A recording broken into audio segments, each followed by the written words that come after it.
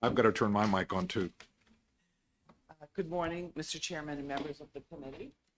For the record, my name is Catherine Provencio. I serve as the Chief Administrative Officer and Vice Chancellor of Finance for our state's university system. When President Dean and I were last here, House Bill 2 had not yet been issued. We briefly talked about a couple of sections that the governor had mentioned in House Bill 2. One related to an appropriation for the Whittemore Center at UNH, and the second, an appropriation for Blockchain Quality Assurance Center. So Allison Rich and Jeff Lepak will introduce themselves and speak to each of those projects respectively. So I'll turn it over to Allison. Good morning, everybody. I'm Allison Rich. I'm the Director of Athletics at the University of New Hampshire. Thank you for having me, Senator, representatives. I really appreciate being able to be here. You have two handouts from me, which you can look over at your leisure afterwards, but I wanted to make sure that you had some photos and some information to take away with you from today. I'll be talking about the upgrades to the Whittemore Center. As you can see on the front of the photo packet, we have a picture of the Snively Arena, which was the former arena before Whittemore Center. That was 29 years old when it was retired. We are now looking at the Whittemore Center, which is 28 years old. So there's a lot of our brand new arena, and it's a wonderful place to play, and we've been working on the ice, and it's a fantastic place for people to watch a game. But the underneath area has not been addressed since it was built in 1995. And we're looking at competition in a very tough league as well as across the NCAA. And you'll see that the majority of teams that we compete against either have already completed renovations, are in the midst, or are about to begin renovations. And so we're one of the last ones left who have not done that. It's hampering our recruiting efforts and our competitive efforts because everybody's looking on their phones, they're seeing what everybody else has, and they're seeing these beautiful new facilities and upgraded facilities that are costing mostly $50 to $70 million, although I was just at the University of Connecticut, whose facility was an $85 million project, and Sacred Heart has one that's over $80 million. So we're looking to definitely make sure that we're able to be competitive. We're looking to bring in the strong student athletes who are looking to compete at a high level and also succeed academically. And I think that's where we have a really great selling point at UNH, is that we have the opportunity for our student athletes to be outstanding, both athletically and academically, and in anything they choose to do, which an opportunity they don't have at many other institutions. However, when the facilities aren't looking so great, it's very appealing to go to another school and be able to win and think that they can do what they need to do academically there, even if it might not be quite as easy. So we had Representative Murray and Representative Popovici Muller, as well as Senator Pearl, with us last week on a tour, and we've extended another invitation. I think there's another one coming today. If anybody's interested in returning or coming for the first time for a tour of the facilities to see what we're looking at there. Just to walk you through very briefly, the entire project is about a $30 million project. It's a public-private partnership. We're excited about the people that are interested in contributing to the program. This would be about $9 million in philanthropic donations that we'll be raising. Then there'll be roughly 13 million from the university. That includes some work that's already been started. We shrank the ice surface from an Olympic size rink to one that's more in line with college standards and NHL standards, replaced the boards and the glass with much safer and more up-to-date alternatives. And the sound system, which was delayed a little bit by supply chain, is now on its way in next month. So It's on the boat. Yes, it is off the boat, finally here, but it was on the boat for a while, yes. So this is the overall project, about $30 million. So this is something that we want to do the right way so that we're not back here right away. This is something we want to last for another, hopefully 30 years if possible. But this is something that we think would be a great boon to the university as well as to the state. And we look at athletics as the front porch of the university, which means that a lot of people, their first impression of the university, and often of the state, since it's a flagship university, is of the athletics program. And so we do everything we can to try to bring positive attention to the university, to be that great entry point for people to see and for people to want to engage with the university and with the state. And so this project would help us with bringing in high level admissions of high level students and student athletes, those students who want to be a part of something really exciting. I hear from many alumni and many community members of how much they enjoyed coming to games as students and how much they enjoyed being a part of the winning tradition that was and hopefully will soon be again UNH hockey. It'll attract strong student athletes who will come to the area from all over the world. And many of our student athletes do end up staying in New Hampshire afterwards because they fall in love with the place. And I can see why, as somebody who's brand new to the area. I've been there since just the end of July, and they'll stay. And it brings in revenue to the state. We have visitors who come to the games. We will be bringing in other concerts and outside events to the arena and be able to do more than we can do now because we are updating the support spaces. So a concert can come in and have a green room space where big name acts would want to sit before their concert instead of what's now kind of an open area with benches and gang showers. So very quickly, just to show you what I have in the packet, and you can take a look, there's some notes on the first few pages.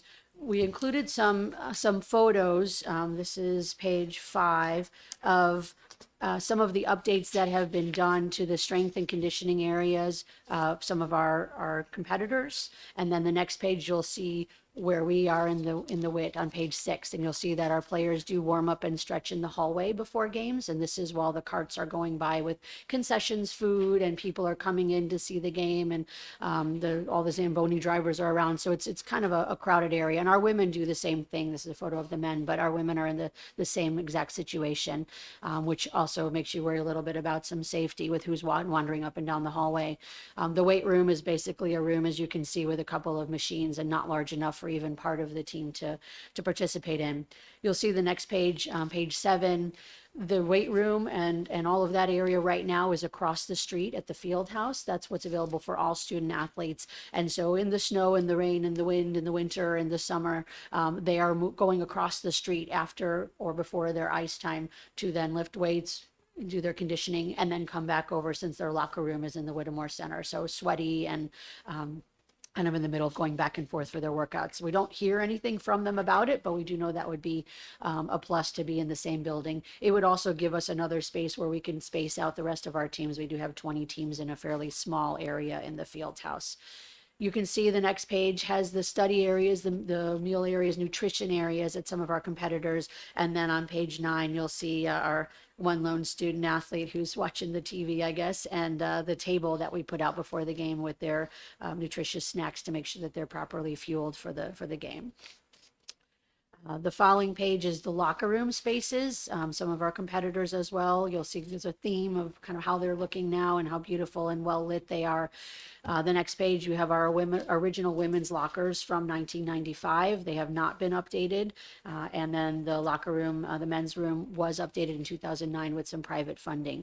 What you can't experience, what Representative Murray has experienced, is the smell and the air quality in these facilities.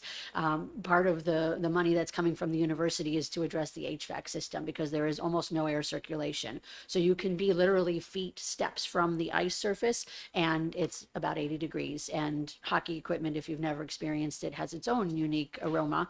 And so it's not a very pleasant place to be. So that's a big part of this project.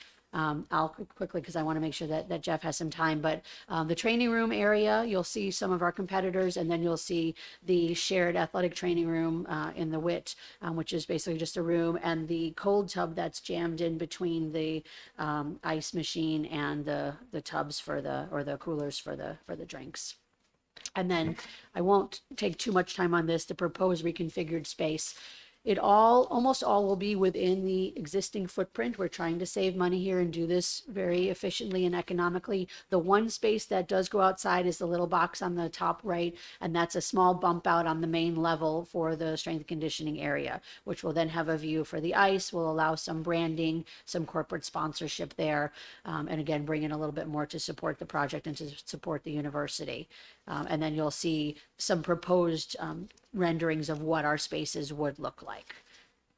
You can see another picture of when we've hosted large concerts in the past, how this ends up looking, and it's a wonderful venue to host these events. And then, of course, a photo of when we had White Out the Wit a couple of weeks ago, where we sold out two games in a row for the first time since 2013. It was an amazing electric environment. It's a place where people love to play, where people love to watch, and we'd like to get back there at a consistent level where we have the student athletes who can be successful and really bring some pride to the university and to the state. So I'm happy to answer any questions that you might have. Questions? Okay. Yes. Thank you, and thank you for the tour. It was really, really interesting to see a lot of that, and a surprise thing to see it, just as an aside, the athletes limbering up in the hallway. I didn't quite realize when I walked out there that they were doing that, but at least they're fit and good looking. So They are. with a concept that came up, I think, when y'all were here the first time, or perhaps the second time, and it was a concept new to me, and I'm still learning about it, and this was the competitive e-gaming. And I'm looking for additional return on investment sorts of things. How else can this put you out there? And the way these things were being discussed, it sounds like this is something people go to watch kids play computer games, and there's a lot of money in this. With this arena, with this, I know that, scheduling with all the different athletic activities and, sort of the events, but would this be a possible arena for an e-gaming competition that would elevate UNH? And do they bring in money? Would they bring in money to the university? So it certainly could, because you're looking for a center hung scoreboard, which we have, and the seats. And you're right, people do actually come and watch people compete in video games, and there's a lot of skill and strategy involved. I've learned a lot about this over the last few years. It's really interesting, but this would be a venue that would be appropriate for that. What it would bring in as far as revenue would be the rental fee, however we structured it with tickets, but certainly that could be an outside event that could be hosted there. Ken? Did you ask your competitors how they funded their facilities? Combination, just like what we're doing. There's some privately raised funds. Some have foundations that are associated with the universities that give quite a bit to the programs. Others are a lot of private investment, and some state funding as well for those who are state institutions or public institutions. Private investments, they expect a return on their investment? I think I say investment, but yes, so the return on their investment would be that they'd have a wonderful arena where they could come and watch the game and Right. support. Yeah. Other questions? Pretty straightforward. Yeah, I do think, as far as investment as well as what I mentioned about the return that it would bring to the state and to the university as well. Sure. You have a lot of support, in your skybox, or those boxes that go along the edge there. I don't know how to ask this without, being indelicate sort of about it.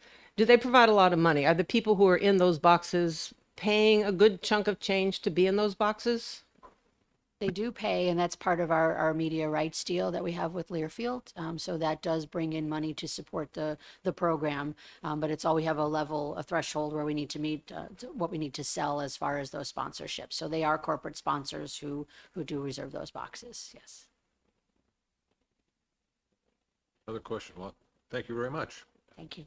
And that's the $8 million that's in the governor's budget. I believe that's in section 9 of House Bill 2. I'm just looking at a list of items. Oh, that I don't have your list. Also, in section 8 is the $1.5 million for the blockchain quality Blockchain. assurance. Okay. And Jeff LePac can speak to that, and kind of the genesis for it. Okay. Be aware of cryptocurrency commission. Sure. So good morning, everybody. I am the director for the Interoperability Lab as well as the COVID testing facility at the university. It's kind of a varied experience there. I'll give you a little bit of background on what the Interoperability Lab is, just to kind of give you a frame of reference. But we are what sometimes we refer to ourselves as a spin-in rather than a spin-out company. We are a third-party testing facility that specializes in the data communication space. So basically anywhere data is traveling back and forth, we offer some sort of service to companies who build products there. to validate their equipment, make sure that it works well and is interoperable, as in it works from company A to company B. Is the high level thing. We are 100% commercially funded by those business partners. We work with about 180 global companies in any given year, so we are one of the larger corporate-facing entities inside the university. So again, we specialize in facing businesses, engaging them, bringing them to the state, bringing them to the university to get some sort of value. We're also a very large workforce development facility. Our workforce is primarily built of students, which is really why we're still inside the university rather than being a spin out. So we have about 120 to 125 undergraduate and graduate employees in any given year. And those are the folks who are doing the work. Our staffing level is about 25 to 30 in any given year. They're supporting the students doing that training, but the students are engaging these companies. They're working directly with the engineers. And we have about a 99.9% placement once they graduate. So we're constantly turning them over. I lose a quarter of my workforce every year, which is a crazy way to run a business, but that's what we do. We are working in about 40-ish different technologies at the moment, and we are trying to support some of the work that's happening here at the State House in blockchain space, basically. So there's already some legislation committee. I think House Bill 645 is looking at creating a legal status for DAOs, decentralized autonomous organizations. And this is really an opportunity for us to have a kickstart, one-time only support from the state to basically staff up and be ready to offer services in this space and complementary to what you guys are doing in some of the House bills. Add that the intention is that after the startup, this center will be funded by corporations, just as all the companies that the IOL works with now fund that work. It's again, it's a jumpstart infusion. Let's get the center set up based on the work of the Cryptocurrency Commission and the recommendations. Again, there's a bill moving through the legislative process, and then it will be funded by external parties once it's up and running. First, I want to say congratulations for the work that UNH was doing with the Lake Huron and finding the ship in that program. I really am just in awe of the wonderful stuff that UNH is doing. And I have visited your center and was so impressed with the kids because they knew exactly what they were doing. They knew what they were talking about, with whom they were meeting with. It was the best kind of learning that kids could ever have. They were just applying their knowledge to real life situations. I think this is a spectacular idea. Can you just kind of give me a sense of the revenue that you're generating that keeps you alive? Sure. So we're currently about $8 million in revenue in any given year that's supporting those staff and students. We're obviously part of the university, so we're a nonprofit, which is why an investment like this is actually very beneficial. We're not building up a warehouse of money that we can invest in new technology spaces all the time. And then blockchain is, as I think you're all aware, an incredibly large investment area for businesses right now. And so staffing in this space is expensive. Great, thank you. And these funds will give you what you need to develop this aspect so that you can go out and build relationships with corporations. Exactly. Who will then self-fund this model moving forward. And our students will be the ones doing it. They will be doing it and going off and running the businesses in this And space. getting wonderful jobs from it. Correct. Thank you very much. Thank you, Mr. Chair. Mary, I was hoping you would ask my question, but using words of no more than 2 syllables, can you explain what is blockchain quality assurance? Sure. So blockchain, do we need a blockchain background as well? Please. Or just a little bit? Okay, so it's a method for having a distributed ledger system, basically, is the easiest way to describe this, where it's decentralized, as in there's not one particular home. There's not, I don't own the ledger that everybody else is coming and writing to. There's a way that everybody can access it and write to it. It has a lot of utility in a bunch of different business cases outside of traditional models. So that's kind of a super high level. introductory to that. The quality assurance piece is we act as a third party currently for the technologies that we work with. And this would be the same thing in the blockchain space. So companies building products and building chains in this space could come to us to get validation. We would then give them back a report or some sort of certification that says, yes, we observed what you did. You're actually doing what you say you're doing. There aren't loopholes or places where attacks could be found. And providing that assurance back to people who are making investments in this space or evaluating different opportunities for them to invest in. So that's the quality assurance piece. There's also a huge number of other opportunities in the space alongside the quality assurance. So I've only heard the phrase blockchain used with regards to cryptocurrency. yes, So is that the world that we're talking in? Because you didn't use that word once. I didn't use cryptocurrency because blockchain is not just cryptocurrency. Okay. That is obviously the big utility. It's where the exciting money is at the moment. But this is a technology that's actually got a whole bunch of other applications that are very specific to, say, government.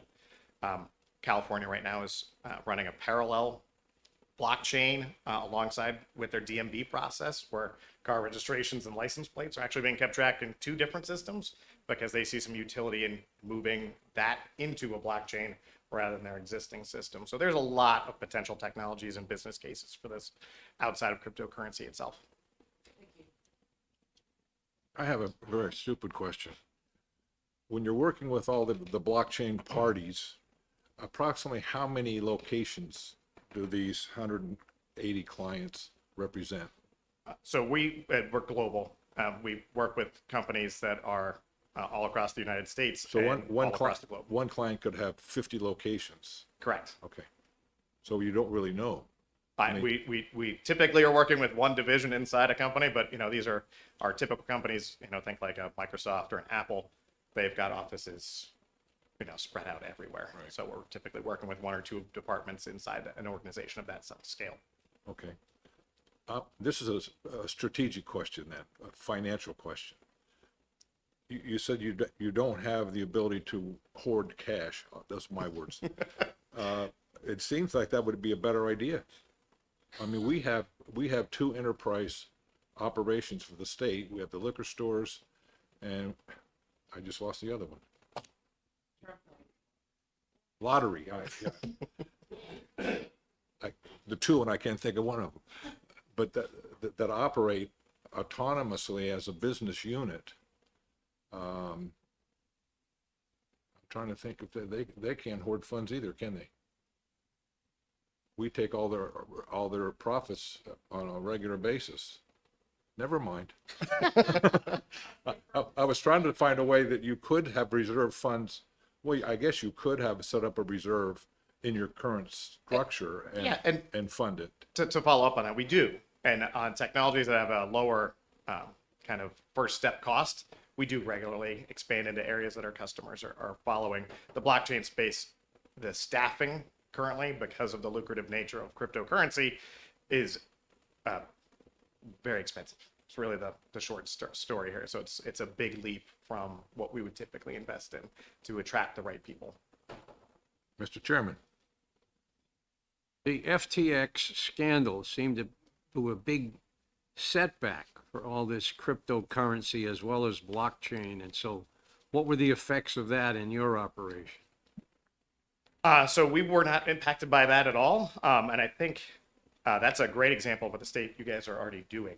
So things like House Bill 645 are going to provide a way to have a skeleton where those companies actually have to do reporting. They have to follow some of the rules that every other business has to follow, which provides that security. And this is one piece of that puzzle that will help support that ecosystem here in the state. Follow up. As a replacement currency, it seems a little too volatile, which is why, even though we've seen a lot of inflation in the US dollar, it's more controlled than almost all the other currencies in the world. And I see this one being even more volatile than the US dollar. Would you agree?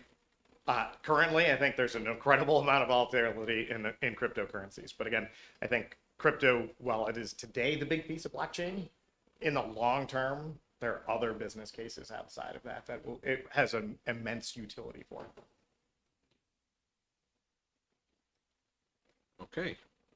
No more questions? Thanks for making the trip. But I'm gonna ask, Kathy, I'm gonna ask you to do me a favor. Of course. We have a bill that came in, it's 529, that has to do with a formula for distributing cash based on student population. Oh, it's in House Bill 2. In House Bill 529, in case you want to see the verbiage. And I'm No, gonna, I've, oh, there is a House Bill 529? Yeah. Oh. Okay, yes, yes. okay. And I was gonna do this privately, but I think I'd rather do it publicly. I like that formula, not to, because it does something well. It takes available funds and distributes it based on valuation per student of the town. Property value. Is this K-12? Exactly. Okay. I just, Representative, I'm happy to help in any way I can, but this is far outside of. I haven't made my request yet. You're gonna Okay. love it. You're My go- apologies. I'm just giving you background.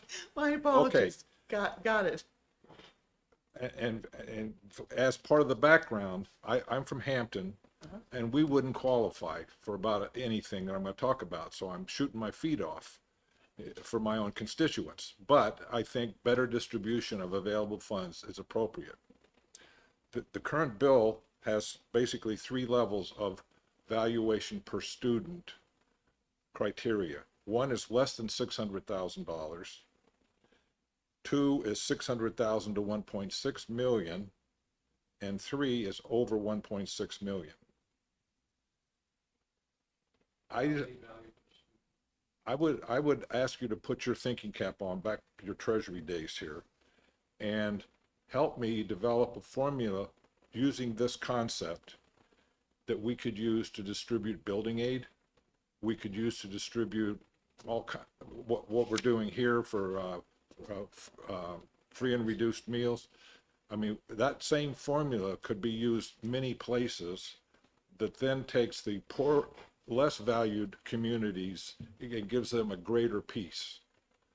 And what I don't have an answer right now, but the greater piece is that, let's say one gets, I'm making this up, one gets 3 times what 3 gets. Over 1.6 million, you get 1/3 of what somebody in category 1 gets. That's the concept. And what I'm trying to put together is a formula.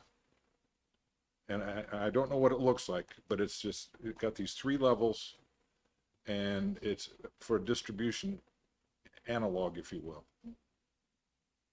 That's your homework assignment, if you don't mind helping me out a little bit.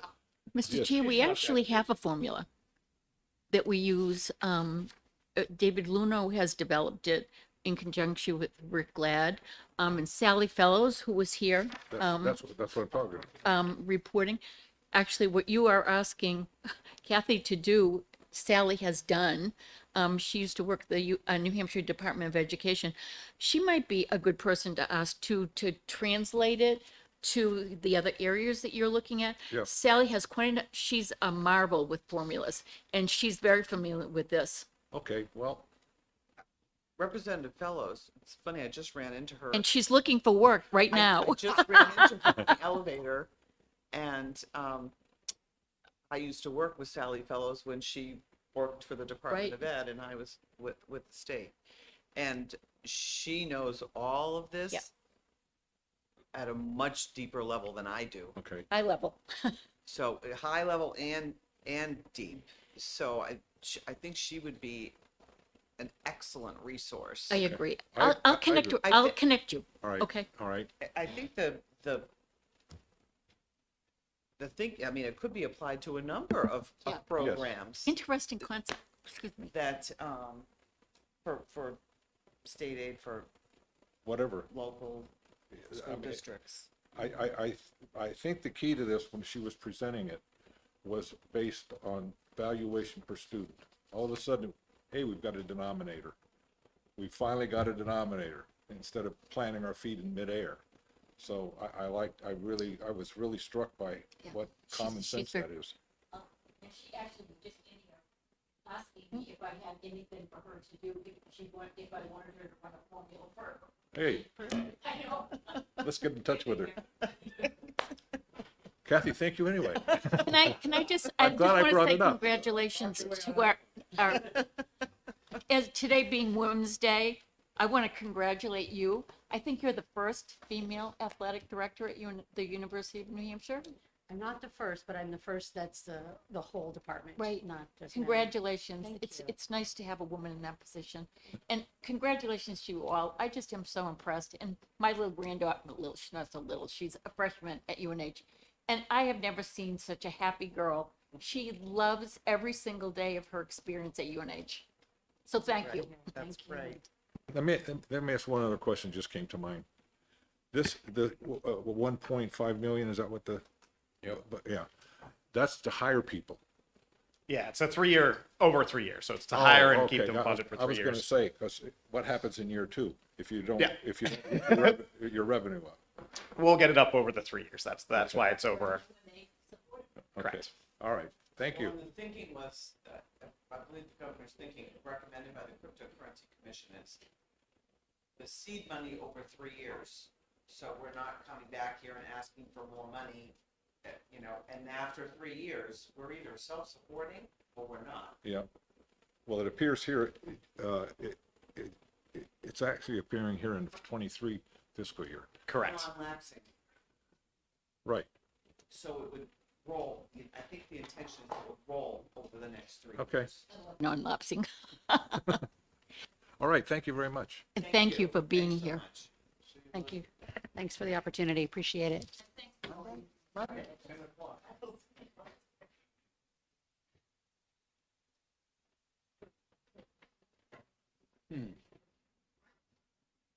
I'm glad I asked. Okay, Mickey, you're the man.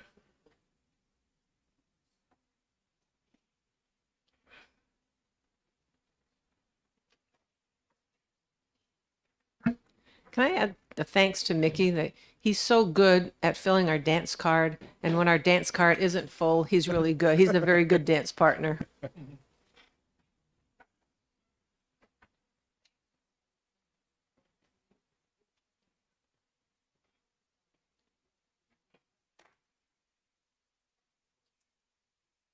So what part of security are you?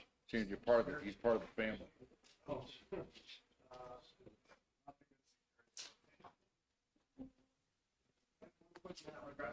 Okay, sure.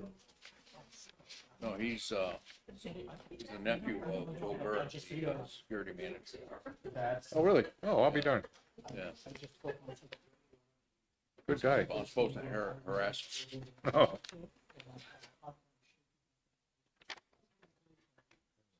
Little nepotism there, I guess, huh? hey, works for me. It doesn't, I know. Carrying his own weight.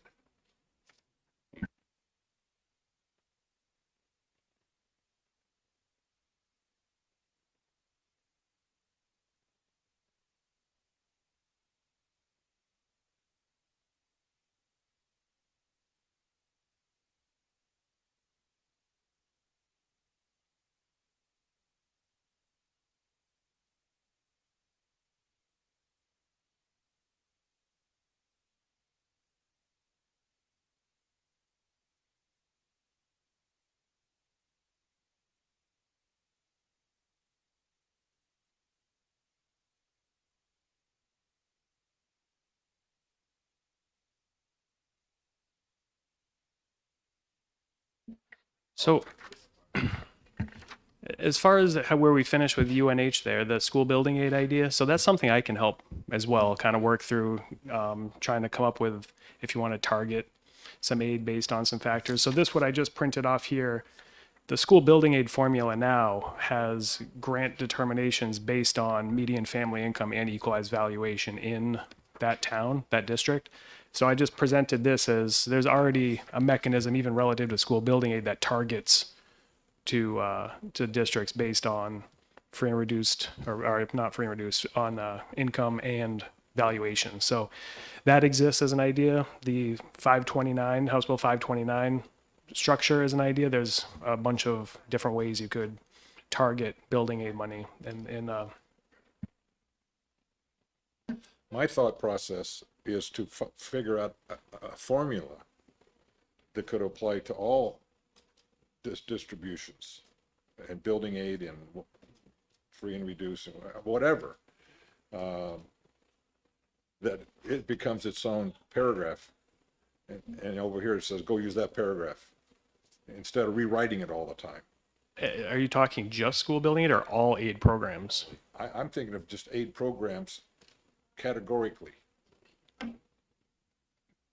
So adequacy to like special education, tuition, transport, like everything, or Adequacy in the sense of the increase. Yep. Base adequacy stays the same as it has been for Yep. everybody. The difference, the delta that remains if we leave it the full amount, the delta becomes the new formula. okay. So even adequacy has built into it a benefit for less wealthy communities. What we did yesterday, we took the governor's budget and then talked about adding the two components of 529 Right. to the governor's. So we have, I believe, we've achieved more.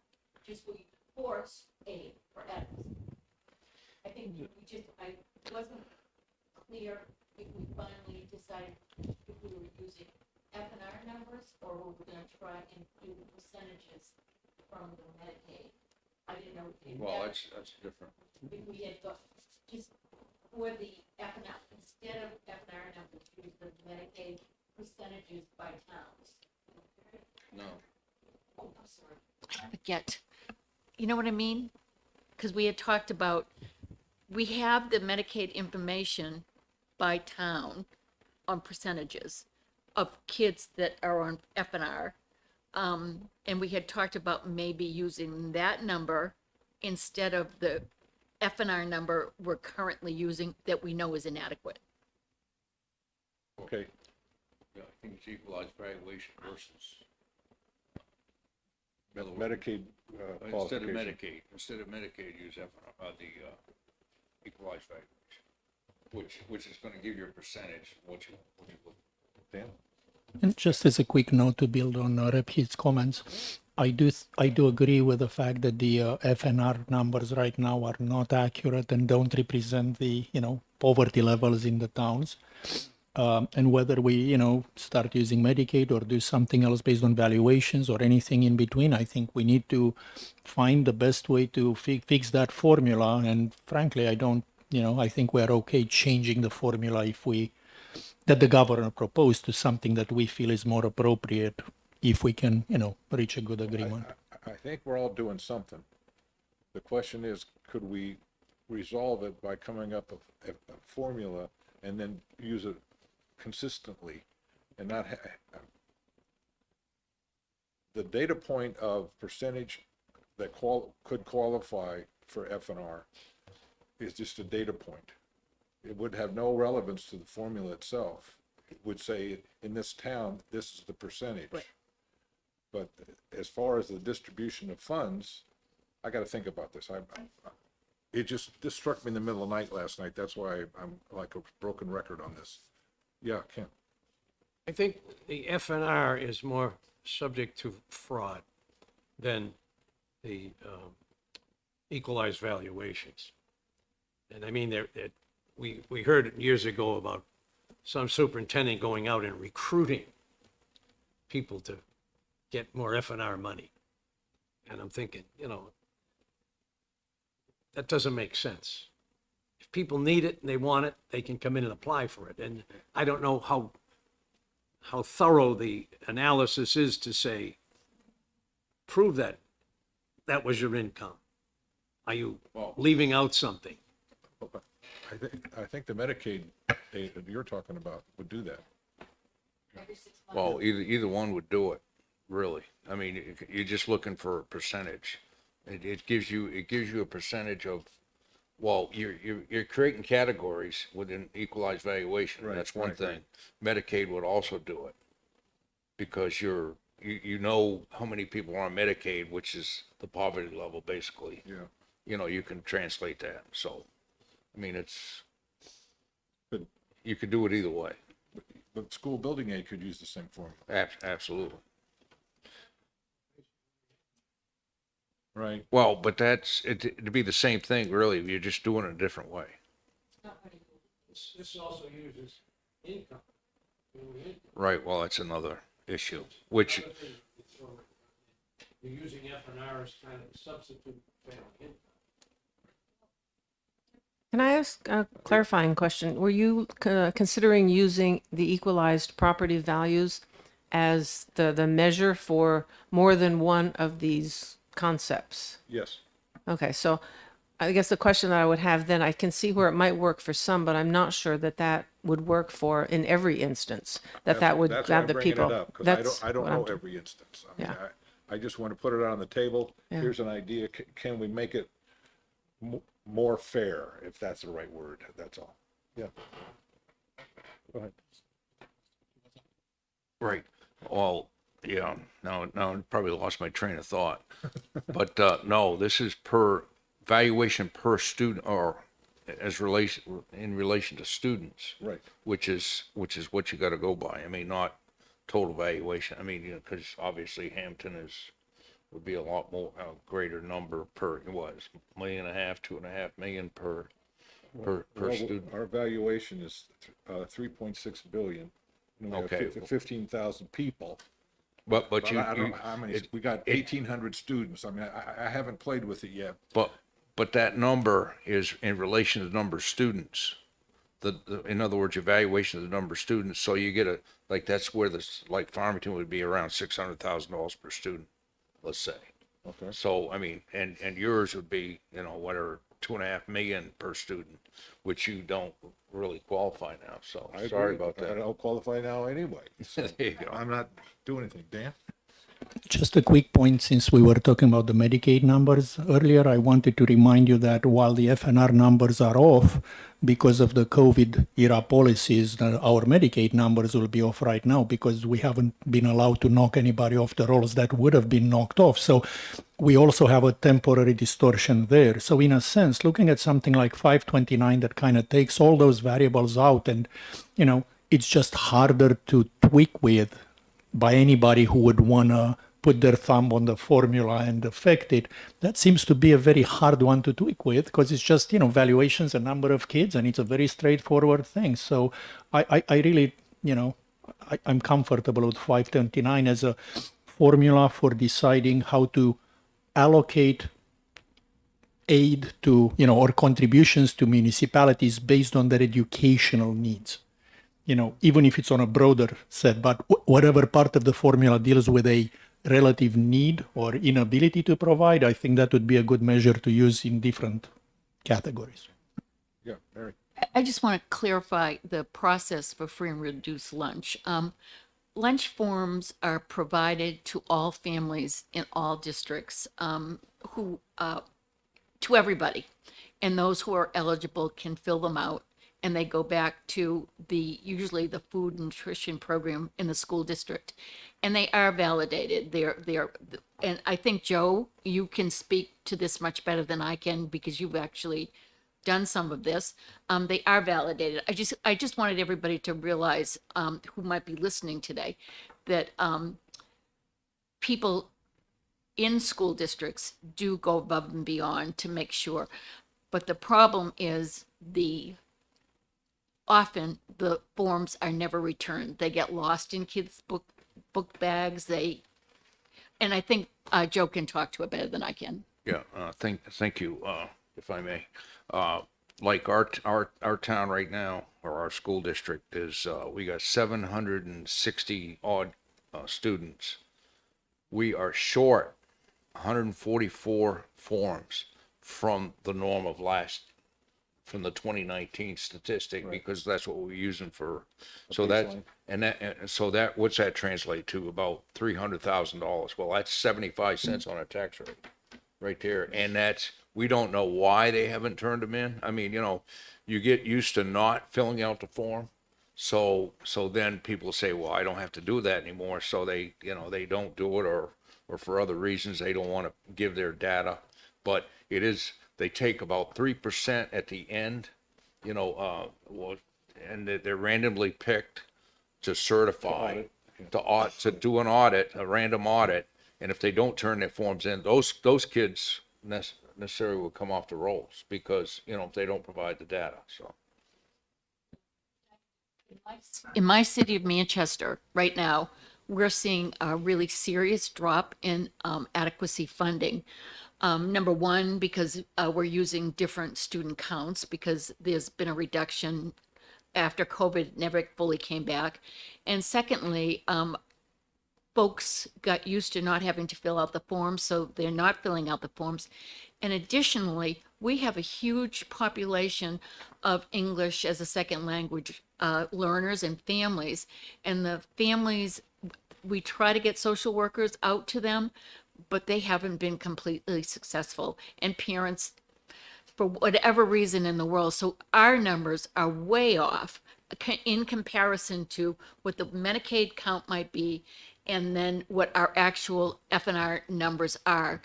And I have a sense that this is happening in a lot of places like Manchester. You know, Nashua might be similar. You Farmington, obviously, Somersworth, Claremont, because school districts just got used to not doing them. And so now getting parents to do them again is just that extra hurdle that we're not getting by well right now. And unfortunately, the formula is really so dependent that FNR carries some weight. So our school districts are suffering with the funding because the numbers aren't as high. Well, anyway, let's think about it. I think it's an opportunity to partially fix that, and I think that's what 529 addresses. I love 529. Yeah. All right, Mickey, now it's your turn. So just to kind of piggyback on that conversation, we've got a limited amount of time, and this is massively complex, especially if we're going to cross over a building aid formula with adequacy and, you know, so whatever direction this committee wants to go in with all that, it'd be nice to do it on the front end so we can make sure that I can calculate accurate estimates for all that, and the spreadsheets and everything. You know, we talked about adjustment to free and reduce. We talked about the governor's proposal, which gets rid of stabilization and creates a new hold harmless. We've talked about 529, which has two brand new components to the ed funding formula, as well as 540, which is the special education enhancements, Representative Ladd's bill. So there's a lot of moving pieces with that. So I'm not sure if today's going to be the day we're going to dive into it, but I'll try to come up with something that can be a useful tool for the committee moving forward. But I'd say we probably should start zeroing in on what direction you want to go with ed funding soon. Thank you, Mr. Chair. In order for us to make a decision, I think it would be very useful if we would take a peek at how would the distributions to the towns work if instead of the FNR, if in the FNR portion of the governor proposed budget, we would use the formula proposed by 529 instead. I think it would be necessary to look at how that will affect aid, you know, that particular portion of aid to the various towns to see whether we do get the overall positive results we all expect, because I would expect that to be better and more fair, but until we run the numbers, we wouldn't know. And the quicker we do that, you know, I would feel that it's a good use of time if we could just run that, you know, substitute in the FNR portion of the governor budget, the formula proposed by 529, run the same amount of dollars that the governor suggests for now, so we can have an apples to apples comparison. So we'd have to change the rate per student, but, you know, and, you know, see how that moves the same pot of money around and whether it's more appropriate.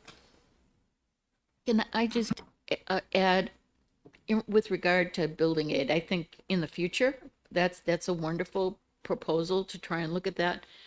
But I just want to go back to my statement that we're just coming off a moratorium and there are a lot of school districts that have already gone through the process. So I'd like to, for this year, just honor as much as we can and hopefully get a few more projects in that could be funded, and not move to a totally different system, because I don't think anybody's ready for it. We really haven't had public hearings on any of that. So just to keep the status quo for school districts for this session, and then maybe next session, start working on that, because I think it's a heavy lift moving to something like that. Oh, no doubt about it. Yeah. Go ahead, Joe. Thank you. As far as the 529 formula, Farmington would get about $1 million more. So that's and if you look at that chart that was provided, that's quite, I mean, that's quite significant. That's the governor's proposal plus stop loss and the 529 addition using an equalized valuation. Right. Well, We are actually, last night we did the city budget and we did the school district budget, and there are significant holes in our education budget because of the loss of adequacy dollars. It's significant, and this would really help us. And just to make sure everyone understands how the hold harmless works and what putting 529 on top of that would mean. In the case of Farmington, the governor's proposal has $2.3 million of a hold harmless. So if Farmington got an extra 1.2 million from the 529, that just means their hold harmless would go down by that amount. So there would be no net increase. If you go across on that Yep. line that you're talking about, Yep. it comes out to what, 5.8 million? Yep. I believe. So, But it would essentially be a shift. So you'd get the 529 money, but your hold harmless would go down. yeah, but that's not what it says, that column. You look at that column, it's hold harmless plus 529. That's what it says. Which what says? If you go across that column.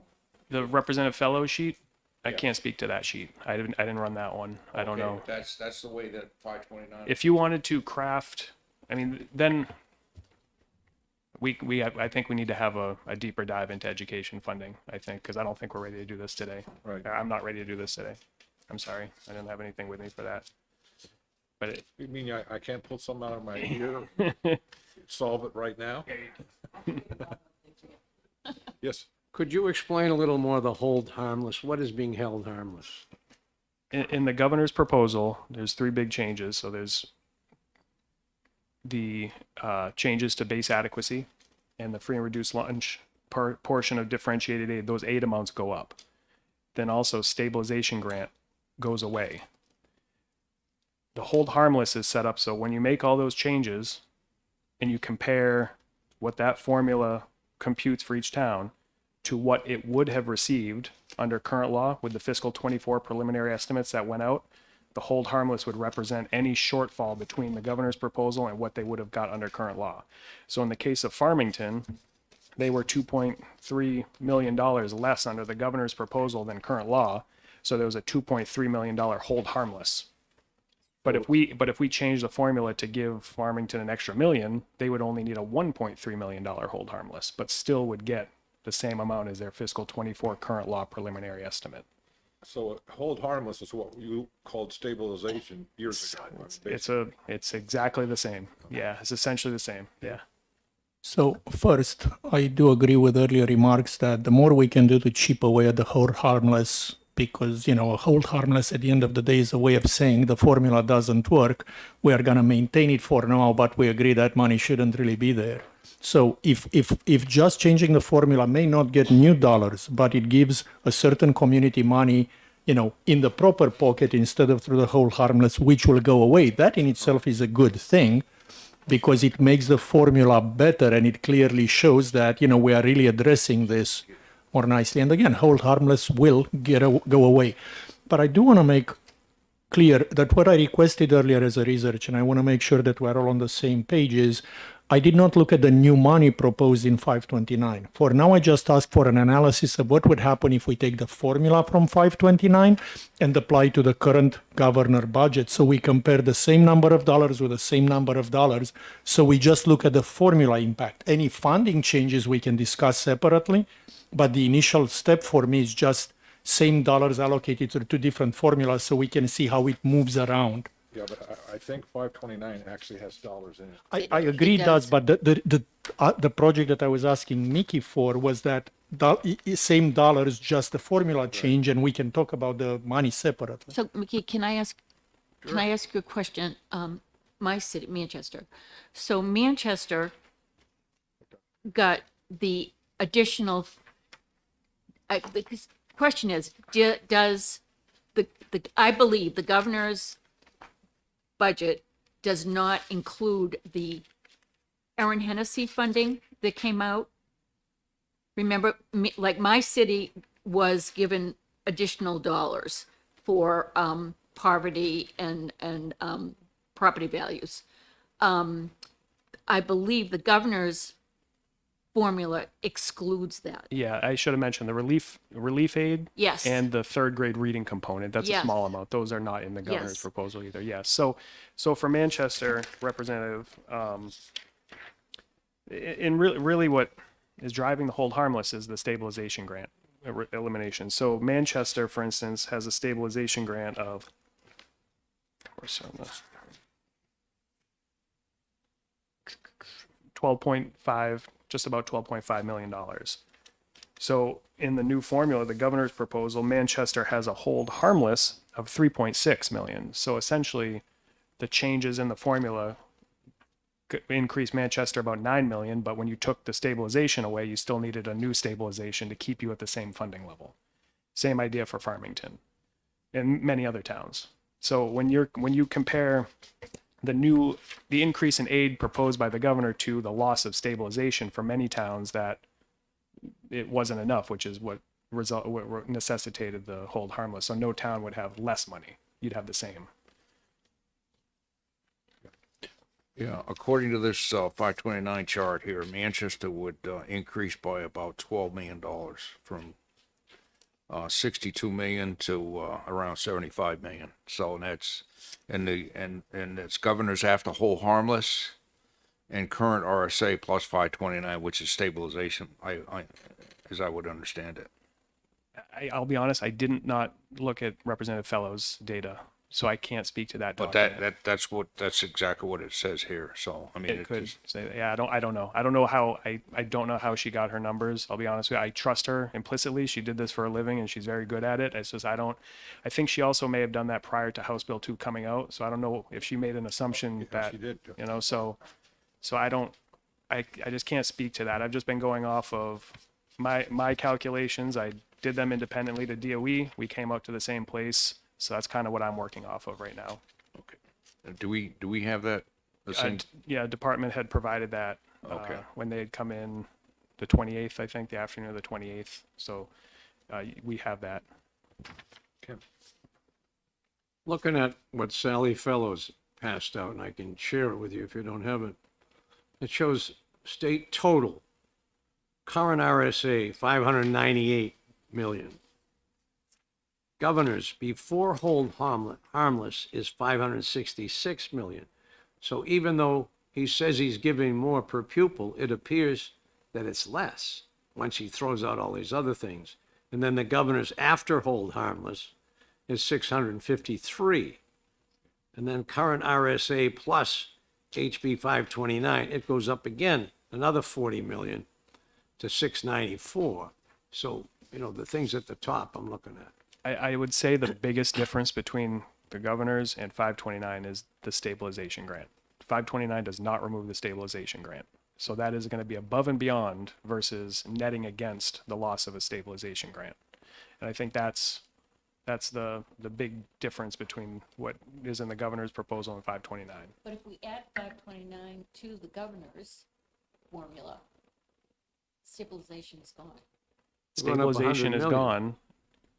It would if you increase some aid, you're just going to eat into how much hold harmless you have to give, or new stabilization, we'll call it. So there's a netting going on. So that's why I think when Mark had given numbers yesterday, he had said it's a little bit less than what Representative Fellows said, and that's because, yeah, there's more money going to be in this new aid component, 529, which means we just have to give less hold harmless. But that town's still going to get the same amount of money. It's just 529 plus hold harmless. It's just going to be less hold harmless. So there's no state net increase. Some towns may. You may have some town that 529 was just enough to exceed their hold harmless, so they're going to get more.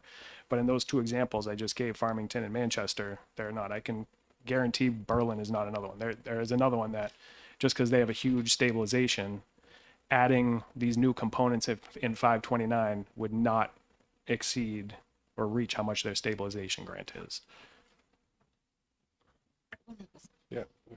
It wouldn't reach into that right now. But given that the plan is to hold that stabilization grant, until everybody catch up, that town would catch up faster in the future and would get additional funds earlier if we make those changes versus the current formula where they would be, have to make up more stabilization aid. So I agree that if we just look at this biennium, they may not be impacted, but it will accelerate their ability to increase funding in the future, presuming everything stays unchanged.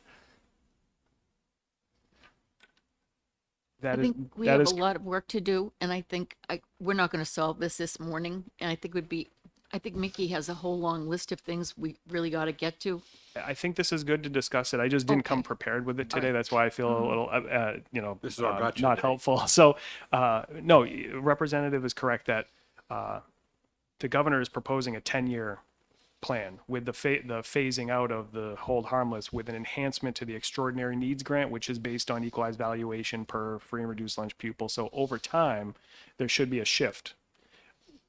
I am only running this biennial budget at this point. So we have not, and I don't plan to do a 10-year analysis on this with the time that we have. So this and- document actually was Representative Fellows.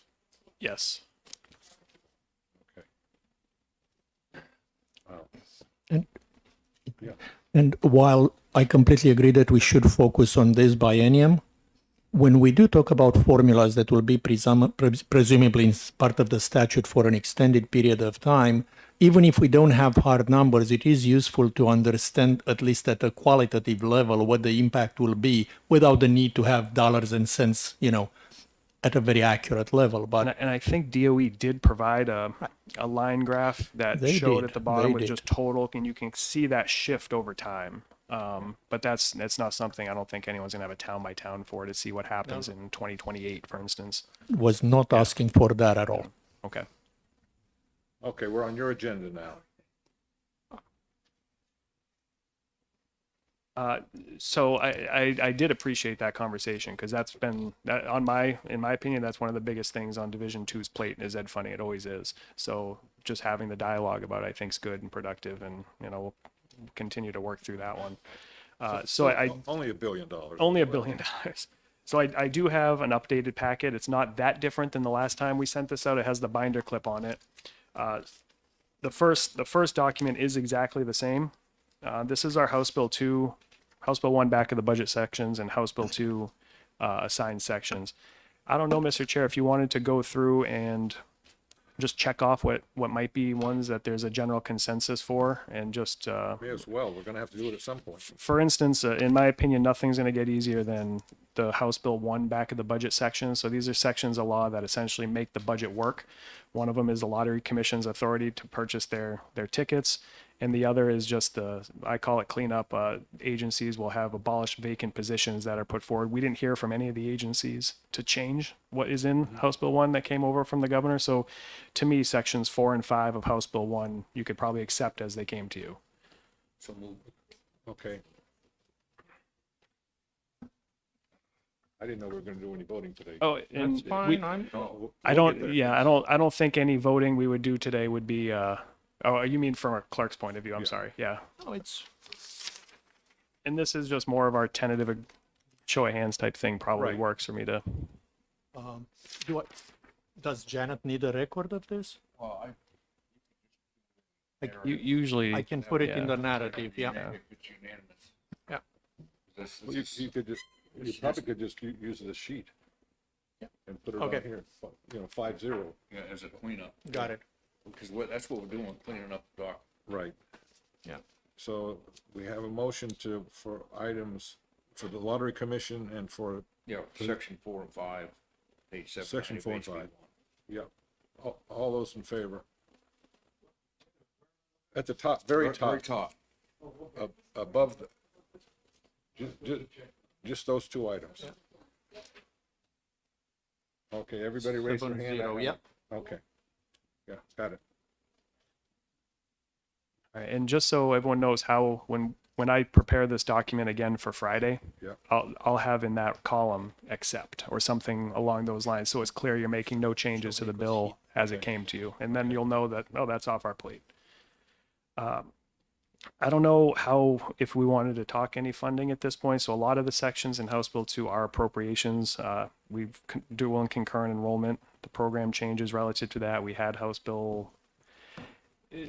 I don't know. I mean, this is what the governor had proposed, $2 million. We also had another bill that had $3.25 million for dual and concurrent enrollment. And that was also the community college system's request. So this is still a $2.5 million item. So I'm not sure if we're in a position to do that today. I don't think so. Probably not, is No, my guess. Yeah. Yeah. You also have a section 2, or excuse me, 6 and 7 relative to the community college system. They had come forward with language. The governor supported it to essentially have employees hired after January 1st, 2024 not be part of the retirement system. We haven't heard from the community college system specifically on that because they came in before HB2 was introduced. They did suggest that was in there. So I don't know if we wanted to have the community college system in for a follow-up on some of their items. It's up to you, Mr. Chair. If you call them and ask them a question, that's sufficient for me. Dragging them back in here. Okay. It's like, 10 years from now, they'll come back and want it back.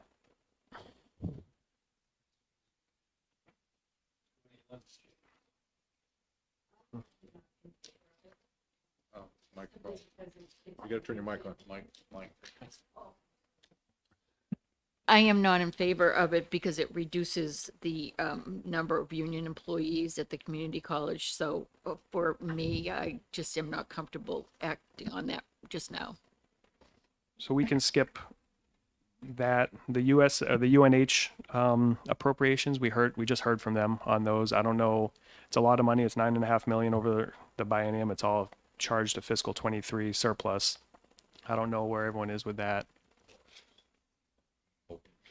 Yeah. Whether you support those funding, those appropriations at this time, or you Is this still want all to out of keep the those. trust? These are general funds.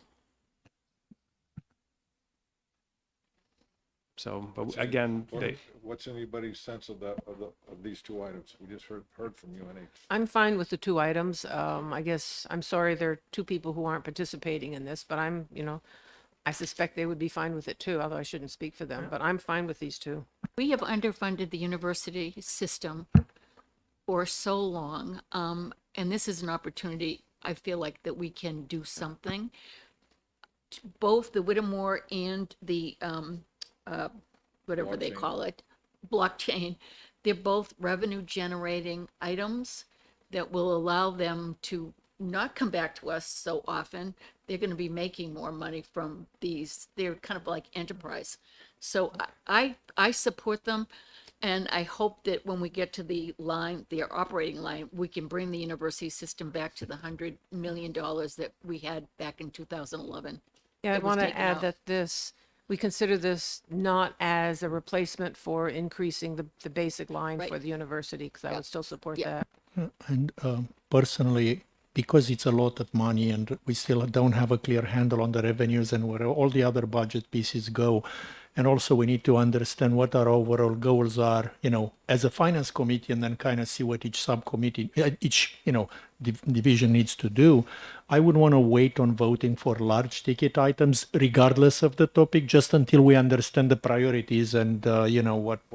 Whatever our strategy is on our budget, this is unaffected. This is coming out of 23 surplus. Well, that's it too. Most of 2023 surplus. Yeah, Yeah, if it, that's what I'm looking at. right, but if it's HB2 for this year, you can, using funds that, go in the 2023 year could affect what we do in 24 and 25. We could, decide, I'm not talking about this particular item, but in general, right? There is nothing to stop us from saying something that the governor wants in 24, put it as non-lapsing in 23 if we have the funds there, but we don't have the funds in 24 and 25. So I just want to wait a little bit until we have a better handle of priorities before we talk about any big ticket items, regardless of the topic. Well, one thing though, I think it's when you have a budget, there are a lot of things you want to buy, and you figure out what it is you want to buy, and then you find out how much money you have, and then you go back and you say, well, I only have this much money, I can only buy this many things. And that's by saying that we're all in agreement about certain things, we can say, okay, we all like this. If we have enough money, we can buy it. So I think it's just if we can like kind of get a consensus, and then when you find out how much we can spend, then we can say, well, as much as we like it, we can't do it. Does that make sense? Yeah, and I would add that we always, this is a first pass. We go back once we have the money and we'll say, okay, we'd like to this, but we're going to need to cut $1 million here and there. And so we go back and revise the budget. But this is the first pass to say, yeah, if we have the money, this is something we definitely want to do. We'll come back. We're going to come back over this at least 2, 3, 4 times. If we're going to go back and forth, I would suggest we try to prioritize and say, is this priority 1, 2, or 3? Maybe 3 would be sufficient. And as we go through each of these, decide what the priority is and agree to that and then move on to the next one. I think it probably, yeah, I think it sounds like we probably should hold off on that for now, on the spending, and it. And just a reminder, all of these are already in the governor's budget. The next document we'll get to will be the add-ons, but this is already included. Everything else in House Bill 2, we're going to be hearing from the Department of Safety and DOT today, which will hopefully get us in a good place to feel good or not about these items. And then I'm going to schedule the Department of Education to come join us next week. I'm not sure the day yet. It's going to depend on, I think we've got some full committee things that we're going to get scheduled. And the last thing relative to our assignment in House Bill 2 that is not an agency specific, if you jump on the second page all the way to sections 210 and 211, and this is what we talked about, the shift in the distribution of business taxes between the general and education trust fund. So depending on where the education trust fund is and what this committee's policy is, that's got to be determined at some point, but I don't think we're ready to do that today either. Some of these appear to be non-cash items. Yes. You want to just deal with the non-cash items? We can. I don't know if you want to hear from the departments on them. that's true. First, like many of DOT's, I don't think are directly related to the budget, but they're going to come in with explanation as to why they need those, and that's today. So even if we don't circle back this afternoon, because I think we've got a stop time today, we can certainly do these Friday. We'll be informed then, and Okay. we can roll through them Friday. Oh, And even on a non-cash item in today's budget, technically, if we decide that's not a priority, even though they are not requesting money, we could be able to, remove some funds that would have otherwise been used for this if needed. So even non-cash items, unless they are very minimal, I would wait a little just to see what and if the flexibility. departments are coming in, they're going to speak to these items. Exactly. So I'd rather have that information. Yeah. So on the next page, the busy spreadsheet looking page, you will see some shading. We've made a couple changes here, mostly technical in nature. We did add the fishing game position. You see that on line 32. On here, everything does touch highway and general funds, with the exception of, we did get a late DOT correction request on line 40. So this actually has a net zero. It was similar to something we had done for the lottery commission, I think it was, where there's just a source of funding issue in the budget. So there used to be a revolving fund set up for this accounting unit. Now it's not a revolving fund. That fund was repealed, but it is dedicated restricted revenue. So it's really just a revenue class code. It's a beyond technical in nature. It's very technical. So if the committee is okay with line 40, I can make that change, and you won't even really notice it, but it's something I'd still want to know I did it. Yeah. You got our, go for it. All right, excellent. Everything else on here is general or highway, except for if you look at lines 19 and 20 for the Department of Safety. This comes out of what we refer to as the fire fund. And when the Department of Safety comes in today, they'll be talking about their House Bill 2 sections, which include changing the how the fees on the motor vehicle certified record copies is handled, which indirectly relates to this. So I think we got to wait and see what we decide to do with House Bill 2 before you'll know the affordability of those sections, 19 and 20. If you flip over to the next page, I updated this based on yesterday's action. So we moved virtually all of our bills up to retain now for budget consideration. We still have the 2 EFA bills pending. We've got scheduled for a work session again on Friday at 10 to vote on those. I don't know if we wanted to go through these bills that are retained to at least see if there's consensus for me to go forward and start drafting amendments, or if you want to wait for another time for that, because many of them do have money associated with them.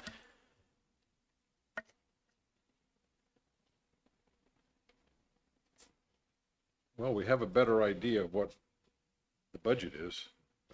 We've got Ways and Means and we've got the governor, so now at least we have numbers.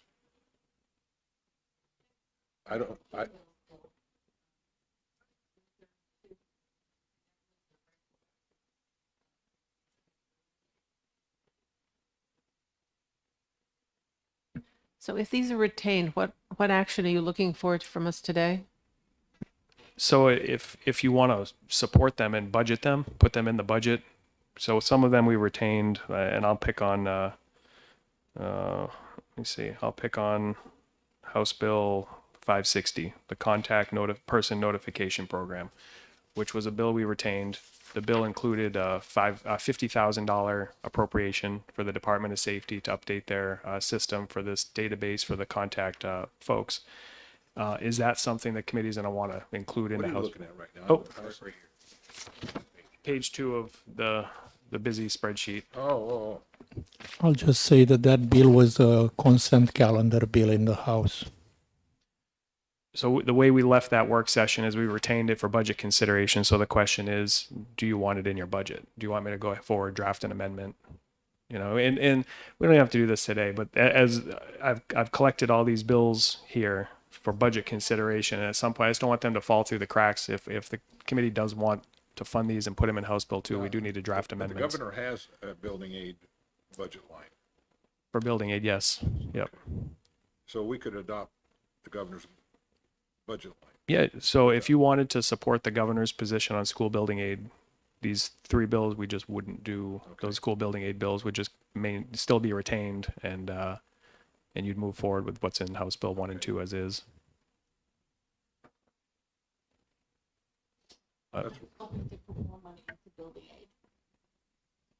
We've got to make cuts somewhere, and there's a lot of money going into building aid, which we cannot afford, because what I saw, and I'm sure Mickey will agree, what Ways and Means gives us is $80 million less than what the governor's budget. So when we look at some of these bills, we've got to be making cuts rather than additions, because we don't have the money.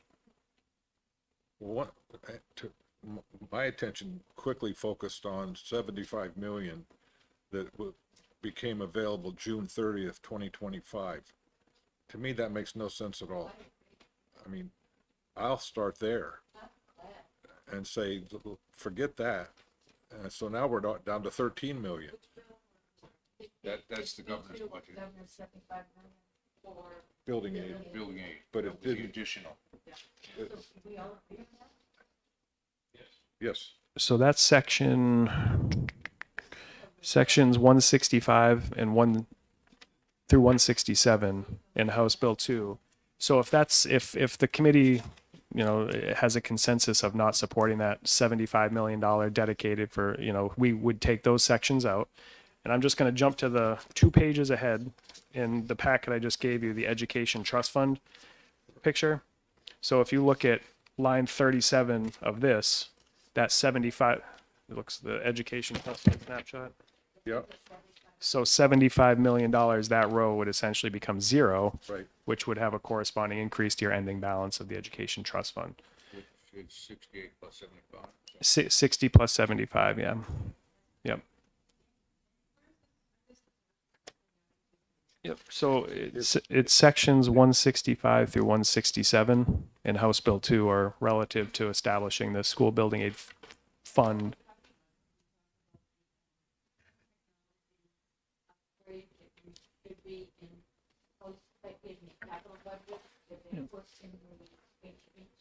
The CTE? Kendall's gonna talk to the chair of So, capital. I would say that should go to capital.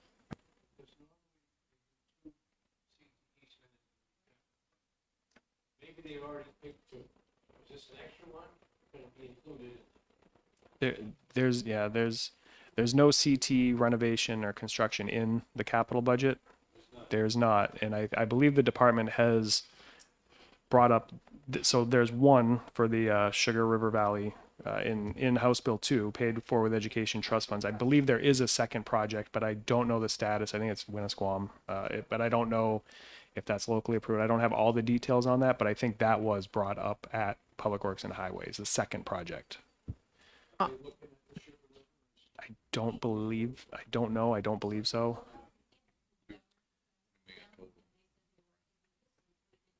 Sugar River's 12.5. Right. Yeah, the governor just changed the policy on this. It proposed the policy change to have this paid for with. Yeah, I'm opposed education to that trust funds. policy change, and I think this is way better handled under cap. This is where it belongs, and I feel there's sort of an end run that's being attempted here. We don't have the processes to go through this. It needs to go Public Works, so I'm very happy to move that off our plate and onto theirs. It seems like this is an exception to the tradition. Find out whether this is an exception or what Mickey says. There's nothing in it. I think this is That's where it ought to go. If the desire is to fund this renovation, we would need definitely need to coordinate with Public Works and Highways. Yeah. So if you deleted that from House Bill 2, we can't tell them to put it in House Oh, Bill I 25. So as long as it's clear between the two committees what's going on, we can do anything. We can. so if this is all set, can I go back and ask about the 75 million, for the building aid at the end of the year, the page 59, section 165 to 167? Because I thought when we were talking about it, I think everybody was saying that they would be comfortable striking that out for now. And I would suggest that if everybody is on board, we may as well take care of it. And, because we know we'll have to find more savings anyway, and we'll come back to building aid because we have a big discussion about it. But I don't think anybody here feels that that's really the right way Yeah, I right think now. we agreed to strike that one. So then page 59, sections 165, 167 for the 75 million transfer, that is gone for now. And I will point out, if everyone has their House Bill 2 and you go to page 60. So section 165 that starts on the previous page establishes the dedicated account for school building in the 75 million. 166 makes a couple other changes, including relative to a facility assessment. So I just want to make sure that you want to not do any of this before we just go ahead and wipe out. Like if you wanted to, because there's other things happening in here besides just a straight $75 million. I have no problem with administrative shifts or whatever the other things are. It's just that money popping up on the last day of the biennium. The facility assessment, is that what we asked for? Actually, what Representative Ladd was looking for the assessment on all the buildings across the state? Is that what that is? I think more or less. I don't think it's exactly mirrored to the bill from last time. If you jump to line 28, you'll really see the to comply with the requirements, the Department of Education shall contract with a vendor to conduct a facility assessment of public schools and charter public schools to create a rank list of schools. So there's work here, and presumably some of that 75 million would have gone to DOE to do that requirement. And we can ask the department about that when we get them in here. Okay. I think at the very least, it sounds the committee has has consensus to not do the special state building aid account with the 75 million. As far as this facility assessment, perhaps we can talk through that with the department. Maybe that might remain, but the 75 million portion comes out. I agree with you completely. Yeah, the other thing, and I guess we can talk about this as well. At the top of the page, there's the proposal was the 75 million coming out of the education trust fund and going into the building fund. And I would like to make sure that there's no sense of the education trust fund money being used in the building fund, or, that those are two different pots, and I didn't necessarily want to, but do we take money out of the education trust fund for building? For the past 3 bienniums, We've done that? we have put building aid into the trust, and we've used the trust as a source for building aid, yes. Which goes into the building aid Yes. fund? Okay, Yes. thanks. Just to clarify, there is no school building aid fund. This was being proposed in this. So if you don't do this, there's no building aid fund. There's just a line in the budget from the education trust fund, but there's no fund for school building aid. Yep. The Education Trust Fund has grown beyond its inception. It was just for adequacy. And as it grew, because the business profits and so on were growing, we had all this extra money. We would really be in a world of hurt if we came out with, we put 60 million surplus into an education trust fund, and we're short 60 million somewhere else in general fund. We've got to change the formula. My suggestion had been, and I think LBA might be working on it, is to take out the piece that comes from the business profits and business enterprise tax. The governor reduces it in here. He goes from 50% to 35%. I think if we took it out altogether, there would still be enough money in the education trust fund for adequacy, and we would go back to all these other things that we always took out of general fund anyway. But this 75 million, to me, it appears to be, well, this is money that would go in the education trust fund. We'll just throw it into building aid. But, I don't think that's the best arrangement. I think we should need to reduce what goes into education trust fund, which isn't needed for education adequacy, because that's the design of the thing. That's what got us through the court system.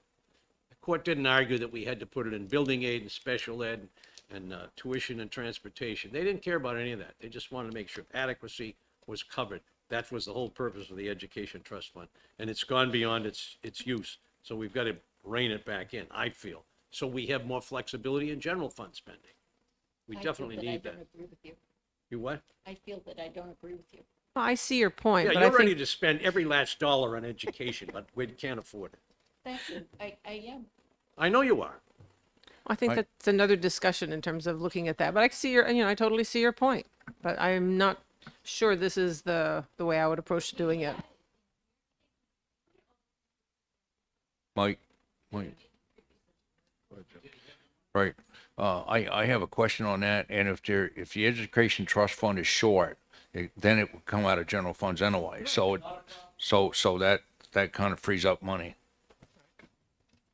Just to be clear, I at the end of the day, we decide what gets spent on education. By the way, I mean the overall, finance committee and the House and everybody involved. But regardless of what the trust fund is an accounting device, nothing more. It's one pocket or the other.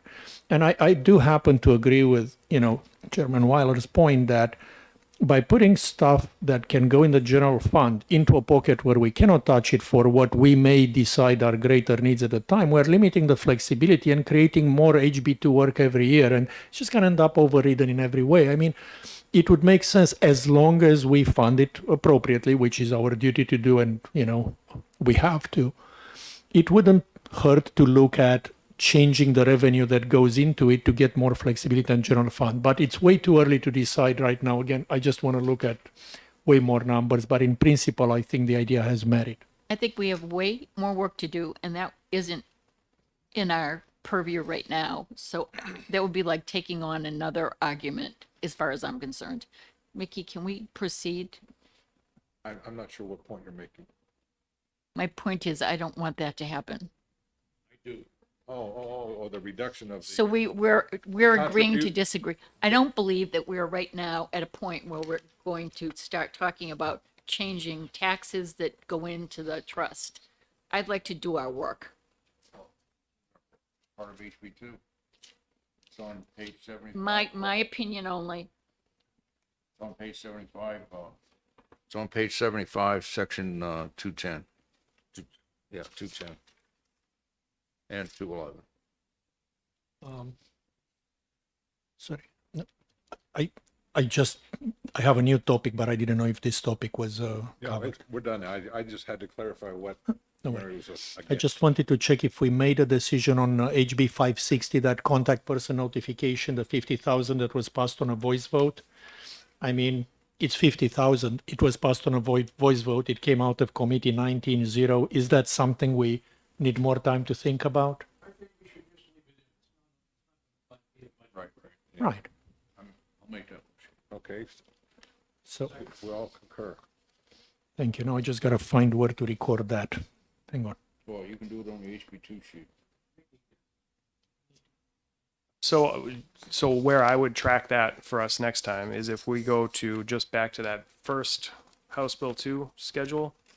On page 2, down at the bottom, there's a House Bill 2 amendments new. So I'll list amendments that we draft that are not changing existing sections right down there. So we'll track everything.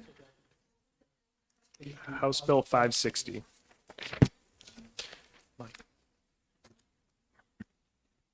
19-0 in committee, you know. It's on. But safety didn't ask for that. This is the result of a bill that came to us on the Yeah, floor. yeah. It's Yeah, we briefly discussed it with the commissioner and Director Lavoy on the first when they were in. We'll have them in again today if anyone has any follow-ups, but I think they were good. I don't They think they'll understood what it object to was. us Yeah. having approved it, yes. Get stuff off the table. So if there's no other questions on the bills, and I will update everyone. I am working on an estimate for the placement of the episode of treatment payments from the bill we heard yesterday. Rebecca Ross from HHS came and saw us after lunch as far as how much would be associated with that. So I'm still working on that, but once I have a number there, I'll update this to let you know how much that bill would cost as far as how much to carry as a budget adjustment for that bill. I think what I heard in the lobby was 2 million something, but again, that's a lobby number, not a. Did we make a decision to include that in the line where court-ordered placements will go? So that will become an additional item under that?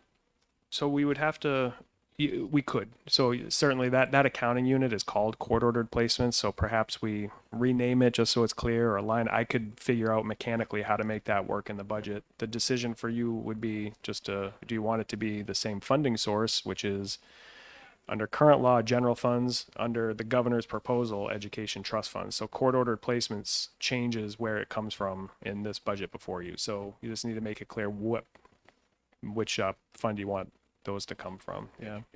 I would try to take it out of general fund and be a little bit more careful of everything in education trust fund is basically going to adequacy. And And not load up the trust fund. What's that? And not load up the trust fund. with- No, not load up the trust fund, So- because, as I said, when we created it in about 2000, it was because we were being sued that we weren't adequately funding education.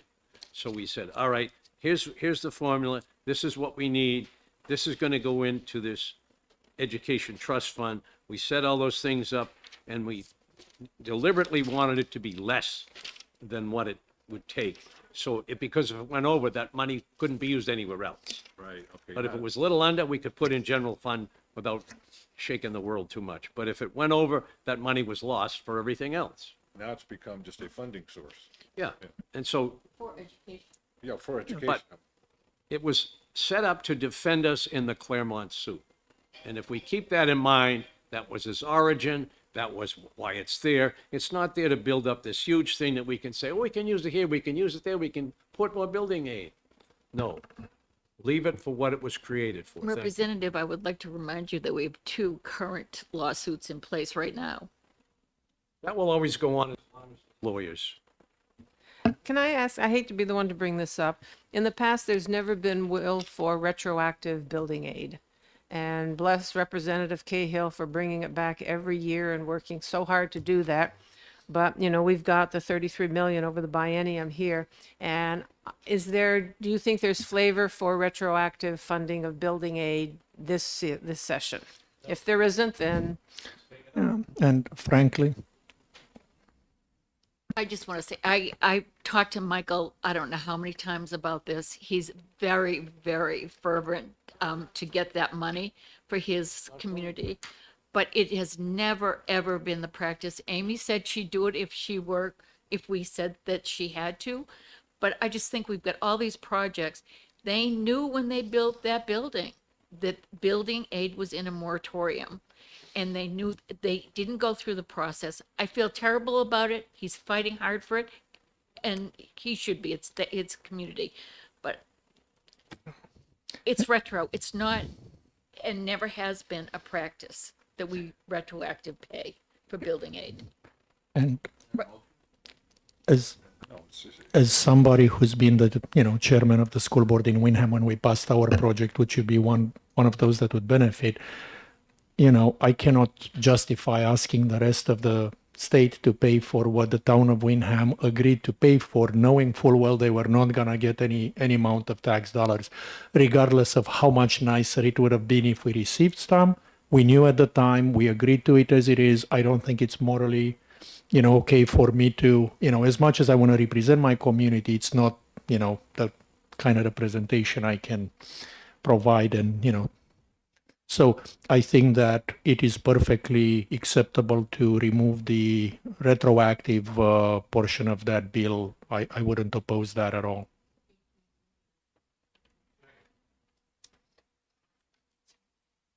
So Does that change the, it doesn't really change anything. We're just not adopting anything so, I mean, would it benefit the committee if I just remove that bill from this working document moving Yes, yeah, forward? Okay. Yeah, since we're changing. Okay. We have plenty of other retained bills that we can use. yeah, well, if we want to change anything with the building aid, we can amend one of the other bills. We actually would probably just do it right in House Bill 2. Oh, Yeah. fine. Either way. So all these are really just on here for just remembering the proposal. We're not going to use those as a vehicle, I don't believe, at this point. We'll use House Bill 2. Okay.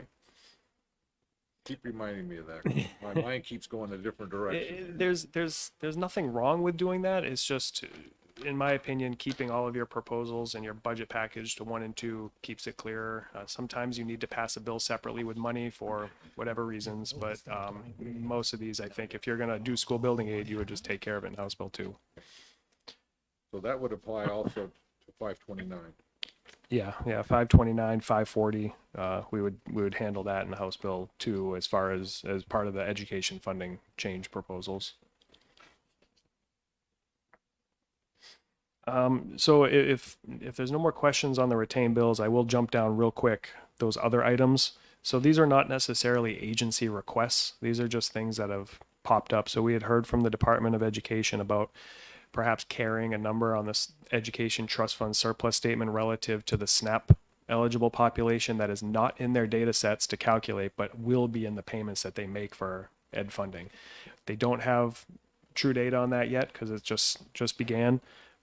They had estimated if we had held $10 million in fiscal 24 and $20 million in fiscal 25 to just cover whatever that cost could be, that it would be a number that they'd feel comfortable with. They don't want to have the education trust fund not recognize that and then not have appropriate funds in there to make the payments. But they do anticipate ed funding will be a little bit higher, and that's just the number they're estimating. Okay.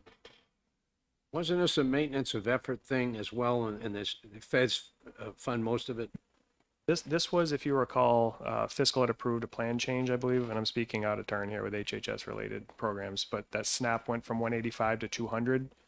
and that was approved by fiscal in the winter sometime. And what that will do, starting payments going out next year, any child who was in between 185 and 200 would hit the free and reduced lunch counts. Therefore, adequacy would be more. DOE doesn't have the data to do in the spreadsheets now to recognize those students. So they're saying they think it might be 10 to 20 million dollars in the next 2 years. So let's plan on that, carry a budget item reflecting that, just so we're covered. It would be prudent to do so because we know the expenditure will be there, and we should set aside the best estimate we have for those funds. That comes out of our Yeah, perpetual trust fund. yes, that would essentially be when the actual spending happens, it'll be out of adequacy. Right. But we wouldn't put it in the budget as adequacy. We would just carry it on the surplus statement as an appropriation adjustment that we know is coming. Okay, We're all good. yeah. Okay, so All right. where does that go? 79 here. Snap, I see it. Other right. I see it. So just to, if you're keeping score at home, if the 75 million comes out and now we're going to reserve 30 million for this, that's a net 45 essentially. So that bottom line, I'll change the spreadsheet for the next time we meet. We had heard from the Department of Transportation that they felt the lapse estimates in the governor's budget and the highway fund were a little high. So they had provided what they feel would be revenue estimates or lapse estimates they'd be comfortable with. That could possibly come up today when you have them in, if you wanted to bring that up after the House Bill 2 sections. Row 81, so I added this on here to reflect the House Ways and Means revenue estimates. So as you know, highway block grants, apportionment A, is paid to cities and towns based on the prior year's road toll and motor vehicle fees collected. So under the House Ways and Means revenue estimates, fiscal 23 revenues for highway fund were $4.2 million higher, which means in fiscal 24, 12% of that will be paid out to cities and towns. So we just need to budget for that. So the highway fund, you picked up $4.2 million in your total picture of revenue, but we have to pay out 12% of that, or $504,000 in fiscal 24. So this would be an increase to DOT's budget, but it's just passing through to cities and towns. Doesn't affect general funds. This to me is somewhat of a technical thing. It's just, it's to comply. Yeah, exactly. We have to be. So I think you can do that one today too. Is that one the committee's good with? Right. Is that one that you're Yeah. kind of Yes. good with? Okay. So I'll shade those out and record those changes. That's about where we're at. I do have the Fish and Game Fund and the Highway Fund surplus statements on here, but they're really not that different than the last time we met. And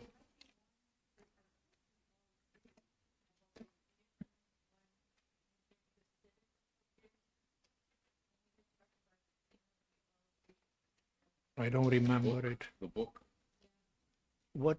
civics book. There is a bill associated with it? so this is section, Oh, yeah, it's an HB2. That's sections 86 through 88 on page 32 in Right, House Bill yeah, 2. about writing a civics book. Yeah. Go ahead. Okay. Keep track, Andrew Wilson. 86 to How 88. many vice presidents do you have in your, that were born in your town? We got, matter of fact, if you go in the governor's entrance, there's placards So- there. It's sections 86 through 88 of of HB2, right? Friday.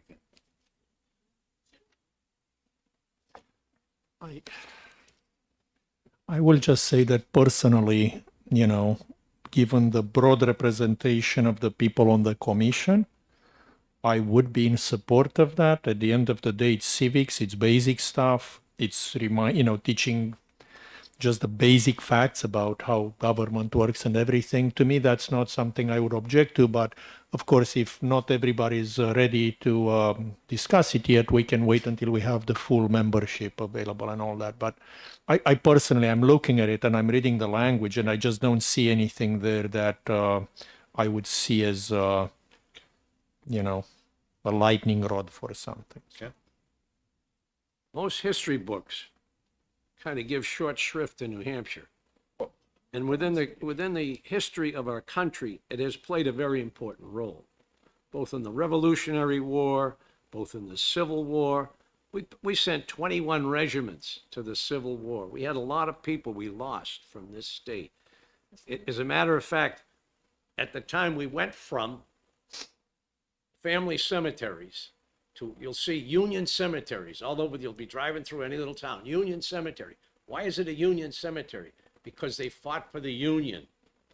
And many of them were young people that hadn't developed a family plot yet, so all of a sudden these towns all had to create Union cemeteries for all the people that got killed in the Civil War that didn't have a family plot. And, people don't realize that, the importance that this state played, live free or die, and all this stuff, that they don't teach that. If you buy a regular history book, they won't even mention New Hampshire, one of the 13 colonies. I used to teach that in fourth grade. This isn't a history book. It's sort of a civics book. So there's a difference between the history part of it and the civics part of it. And I'll happy to look more into it, but I do have a problem of the legislature getting very involved in state curriculum.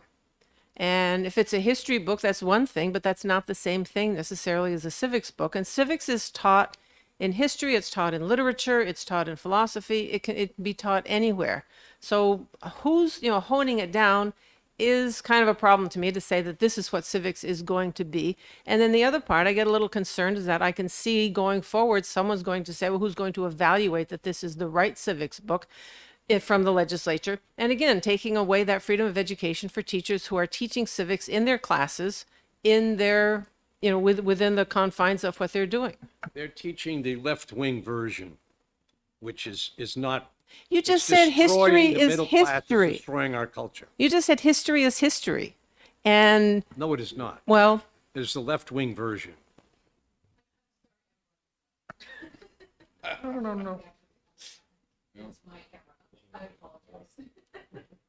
So that section, as well as other education related sections, I do plan on having DOE come in because they did give some late budget changes they want. Plus, I think hearing from them on a lot of these House Bill 2 sections will be helpful. So a day next week, I haven't figured it out yet. We'll have them back. So you want to do lunch? All right. We have somebody at 1. DOT at 1 and safety scheduled to come see us around 2. Okay. And in my mind, we're going to be out of here by 3 or sooner. And I will say, Here you go. today, I will say, we still are in budget have a work school session board this debate, afternoon. right. So as we roll through items with the departments, if you're good with them and you want to just check them off your list and show of hands, it's good, we can do that.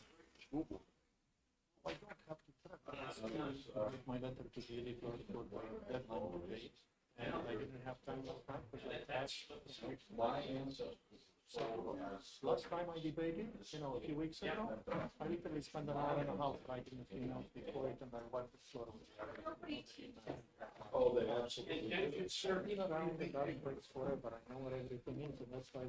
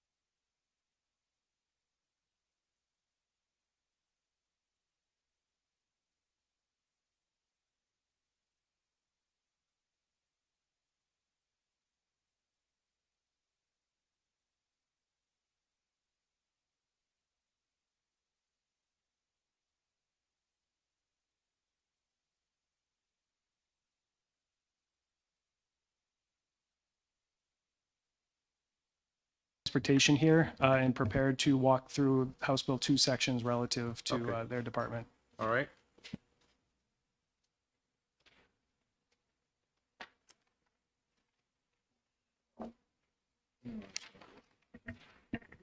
Good afternoon. Thank you for having me. For the record, I'm Bill Cass, Commissioner for the DOT. With me are Andre Briere, our Deputy Commissioner, and Danielle Chandronnet, our Director of Finance. They should be able to help me with any questions if I can't answer them. So,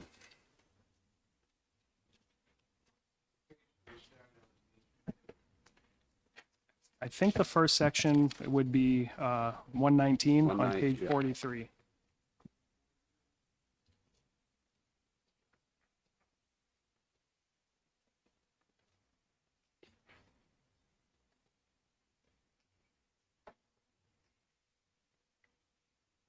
if it would help, I can just step through them one by one and Sure. give our rationale for the requests. So our first request has to do with the appeals board.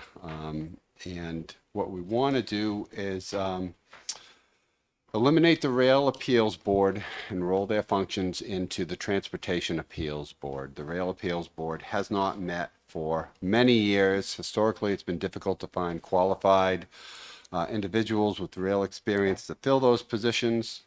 So I think by removing that and rolling their responsibilities under the overall Transportation Appeals Board will be more efficient and easier to just manage one appeals board. So with that, under 119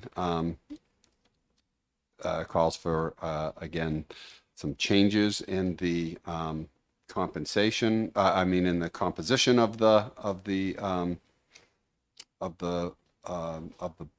Transportation Appeals Board. Number 120,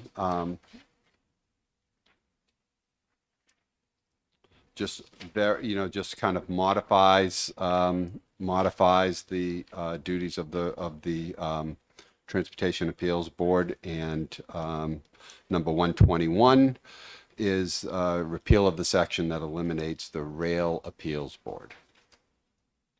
Okay. Any questions from the committee? All those that would support this, please raise your hand. Okay.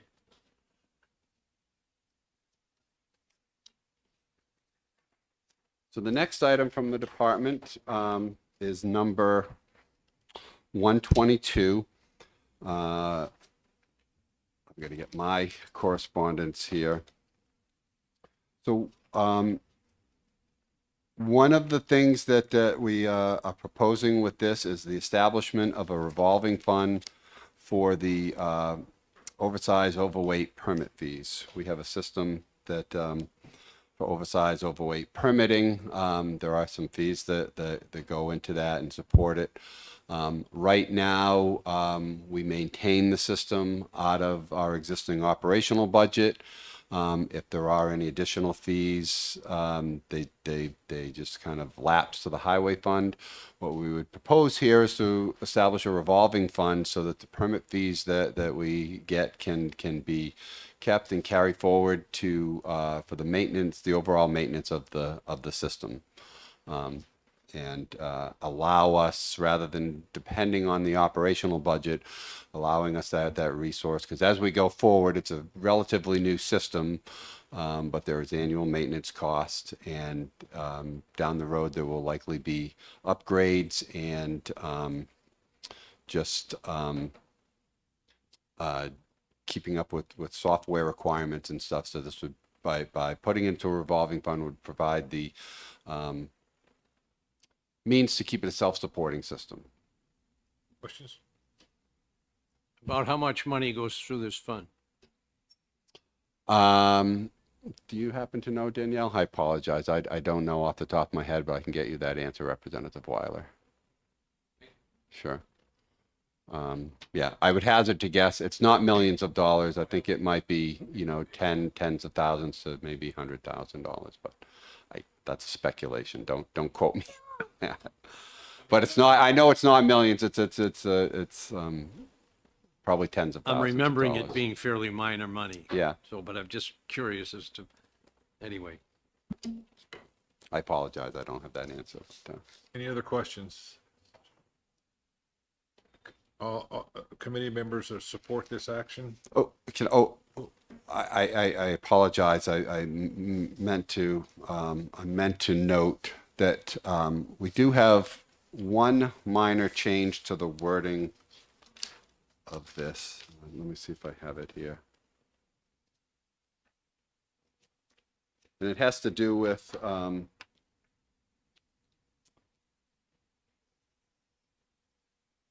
and I don't know if I can pass these around if you want, but one of the things that the way it reads now, it reads in that first statement, hereby established an over length, over width, and over height revolving fund. We want to add to that description overweight. So it would read, establish an over length, over width, over height, and overweight revolving fund.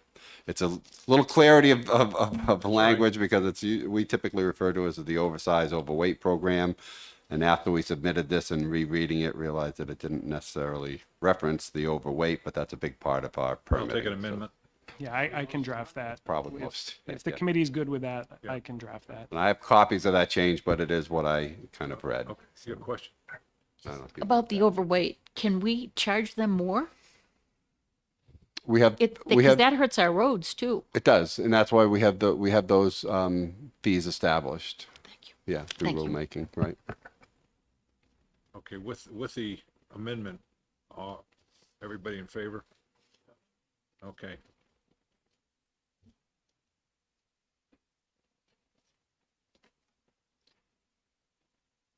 So moving on, our third item is being number 124. Do we add that to 123 as well? We take 122 and 123 together. It's the same word reference, yeah. Same overweight. It should be added to there as well too, yeah. Yeah, I'm sorry, I rolled those together, but they, both refer to the same. They should both read the same. Thank you for that.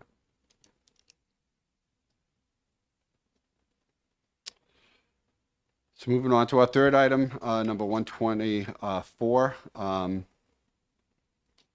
This is adding an exemption to allow highway surveillance on the Little Bay bridges in Dover and Newington for security purposes. This is really kind of it's not really an extension, but it's kind of a clarification to meet what is existing being actively worked on in the Piscataqua River. So working with the Homeland Security and others, we monitor for security purposes the major bridges over the Piscataqua River, including the Little Bay bridges. For whatever reason, that has never been part of the statute, but it's part of the practice, working with Homeland Security and the Coast Guard and others. So we wanted to clarify and make sure that our practices met what was in statute. Questions from the committee? Thank you. Is that just authorization or is there a fee attached to that? It's just authorization. Thank you. Yes. Other questions? Members of the committee in favor of this item? Okay.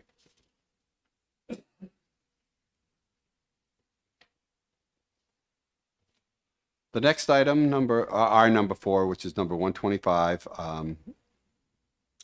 deals with prime wetland designation. So the purpose of this requested change is to specify that defined wetlands or their adjacent buffers are not within the state highway rights of way and associated permanent easements. So this change we look at as clarifying that the department does not need to adhere to these stricter wetland requirements for prime wetlands when performing our normal highway maintenance along state highway right-of-ways. This change has been part of other pieces of legislation dealing with wetlands definitions. This has been generally supported, but it hasn't been passed because of other issues with some of the delineations and some of the other controversy with some of the other wetland statutes and changes that were going on. But right now, prime wetlands are not necessarily based on the function and value. They're more of a political type of designation that afford them greater greater protection. It has been problematic on some of our projects when prime wetland, when a community defines a prime wetland that does reach into the NHDOT right of way, because without it does theoretically limit what we can do in maintaining our ditches, maintaining the normal right of way. So this would be a kind of a clarification or an exemption of that prime wetland designation within the highway right of way. Questions? Yes. I'm looking at the, thank you for the, thank you, Mr. Chairman, and thank you for taking the questions.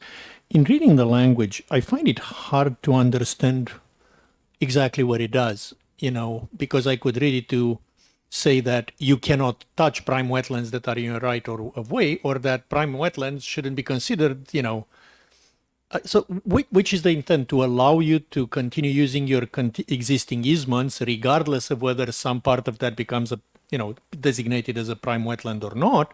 Or is it to say that you cannot touch prime wetlands even though you may have an easement on them already? I genuinely am not sure what the language is meant to say. The language is meant to exempt the prime wetland designation within state highway right of way. So the state highway right of way would trump and override, and the prime wetland designation would not extend into the highway right of way. I honestly, just speaking for myself, I would welcome a clarification, because the statute, as I read it, I find confusing personally. It could reflect my lack of legislative experience here, but I could read it both ways, that we are not allowed to touch wetlands. And if we had an easement and now something is designated as a wetland, you cannot put it in the easement. So something that would just clarify the intent of this, if everybody else on the committee feels would help, I would strongly support, because as I said, I find the text confusing. Thank you.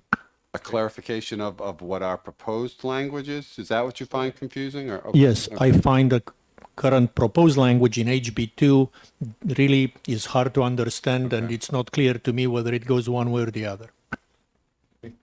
Yeah, I'd like to have you describe for me, what would this change in how you're doing your work now? What are you doing now that you can't do, or that you would be able to do? Or, can you give an example of where you haven't been able to do what you wanted to do?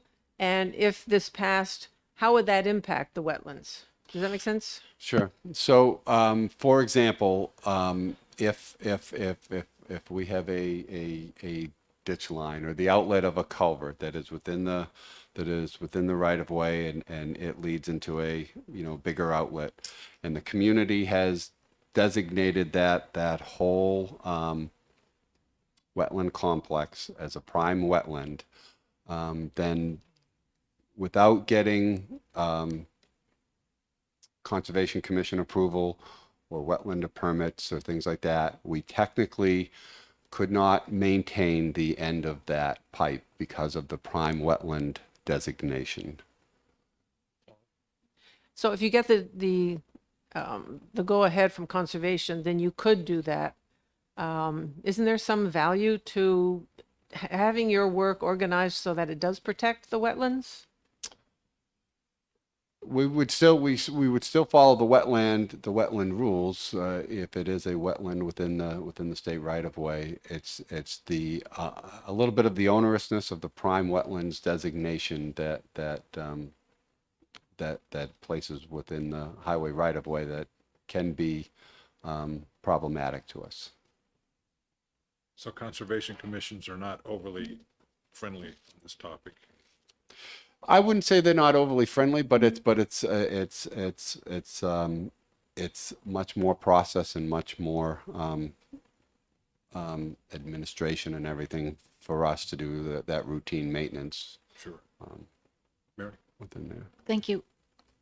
So in light of that, is this going to drive bad press in terms of that we're bypassing the environmental steps that we should be taking?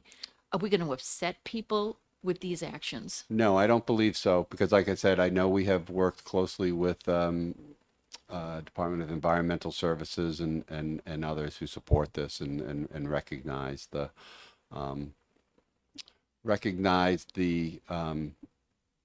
foibles of the existing prime wetland designations. So if we have And I nasty can get calls- some, and I don't know what we have, I don't know if we provide it to the governor's office, but if it would help the committee, I can provide in writing a better explanation with some support from DES as Thank far you. as what the implications are, if it would help you. Okay. Okay, so you want to move on this one, or you want to wait? I would suggest waiting just to get the clarification, because I think that based on the clarification we require, I would still probably ask for a clarification in the language of the law, Okay, just to make sure we really capture the intent. So. all right. Moving along. Okay. So that brings us to number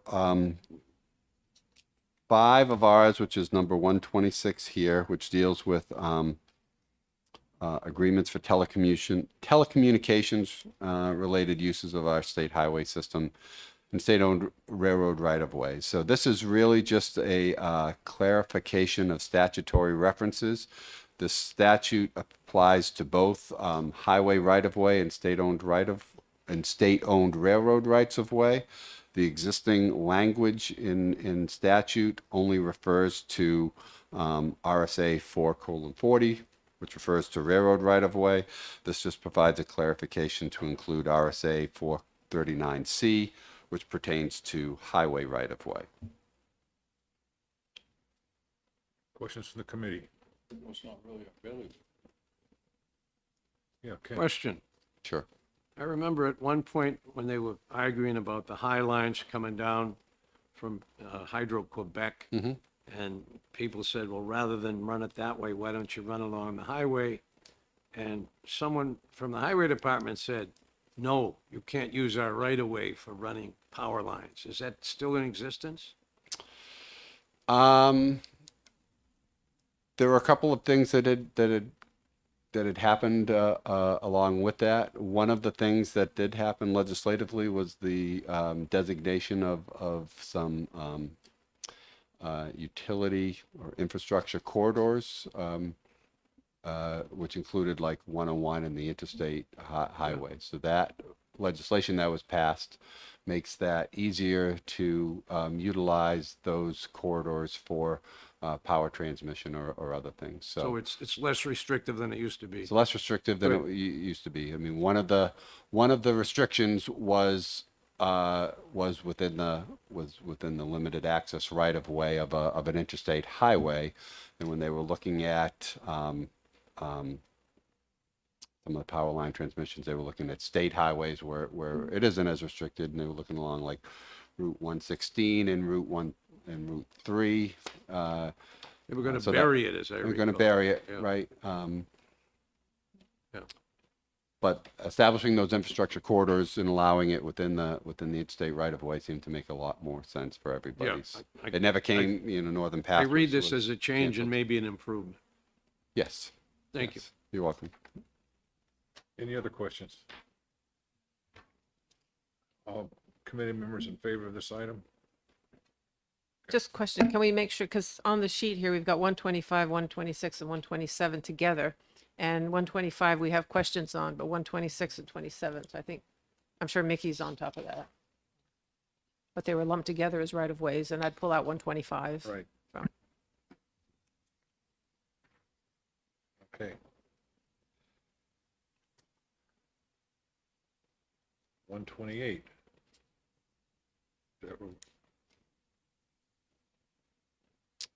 Yes, you're right. I'm sorry. I'm with you. 5 and 6 were relative to the same thing, Craig. Or 126 and 127 were the same. So I've got to skip one. So 128. Yes, this change just merely allows us, enables the payments by credit card and to charge a fee for credit card payments for aircraft registration. Right now, that we don't have the authority to accept payment for aircraft registration by credit cards. It's a little outdated, so it allows us to do that and charge the credit card fee along with it. So. Any questions? Committee members in favor? Okay.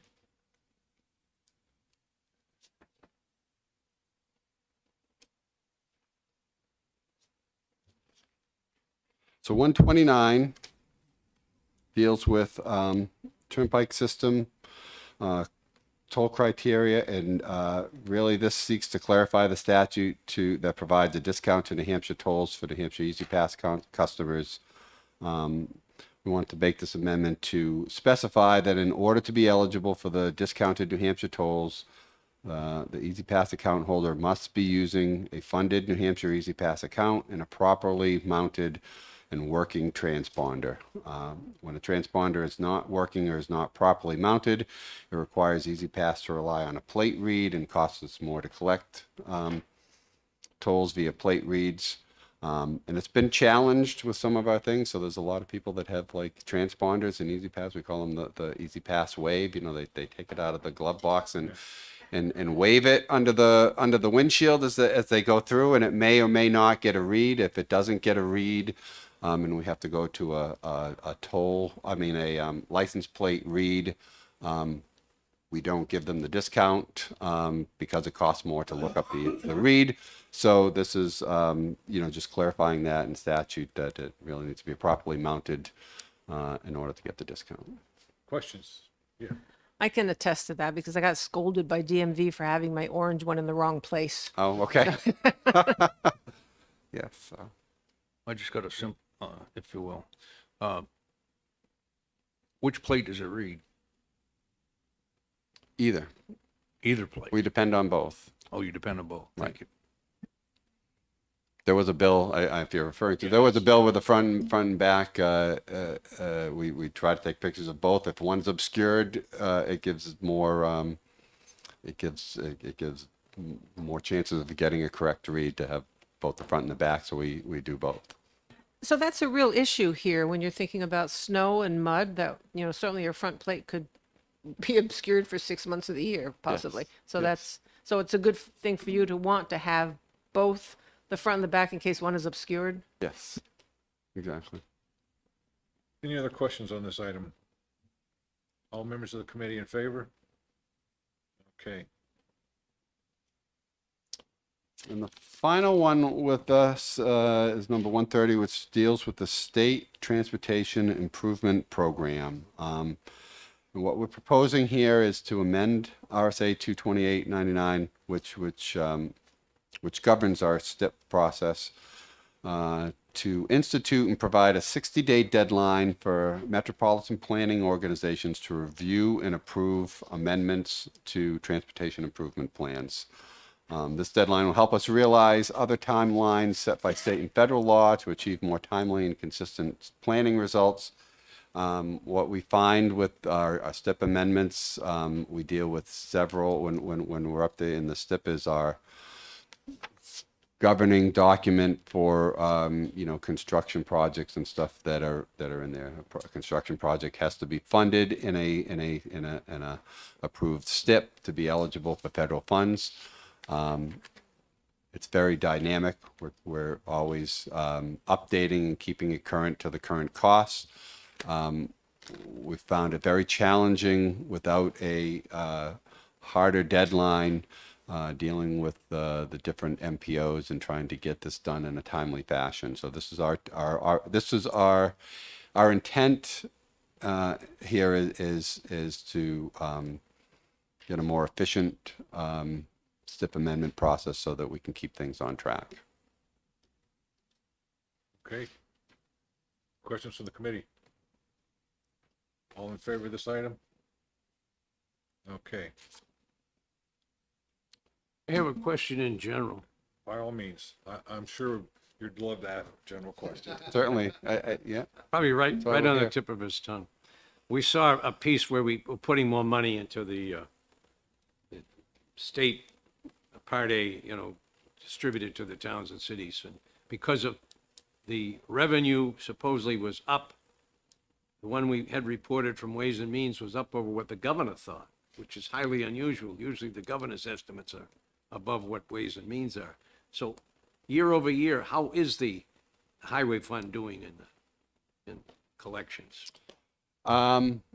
I can't speak to collections. Department of Safety is in charge of That's right. collections, so they can talk about their revenue estimates and stuff. But relative to the, if you're talking to, was it SB 270?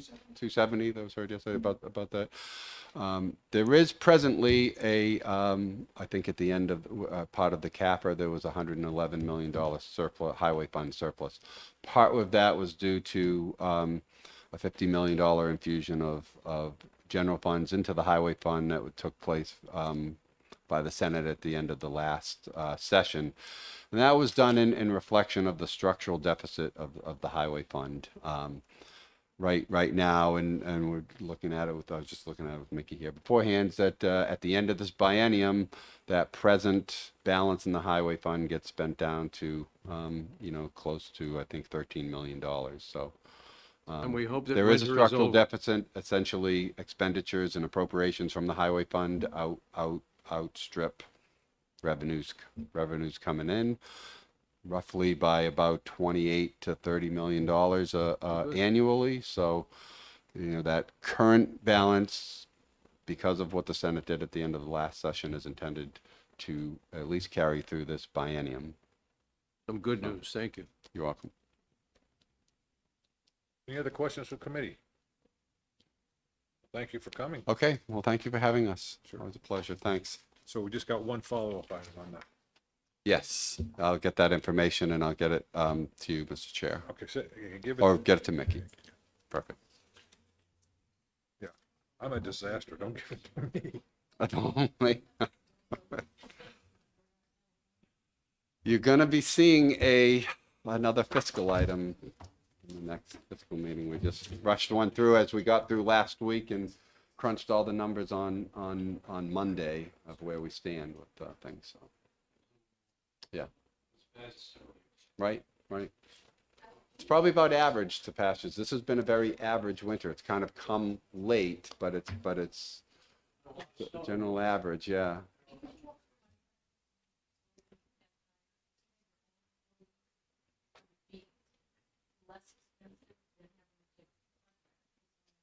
Yes, yes. Yes and no. I mean, we have, and I don't want to take No, your it's time. okay. I can come away from the mic if it helps.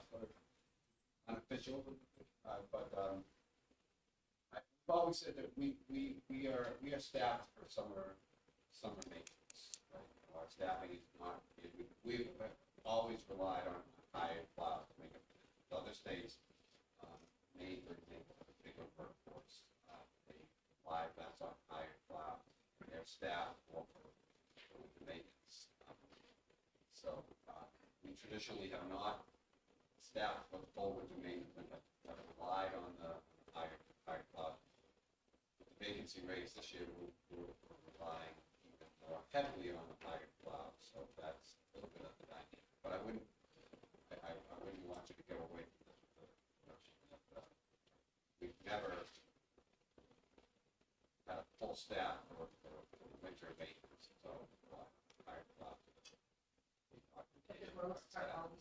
Oh, good. Good, yeah, thank you. Now that you said that. I appreciate it. Thank you. Thank you.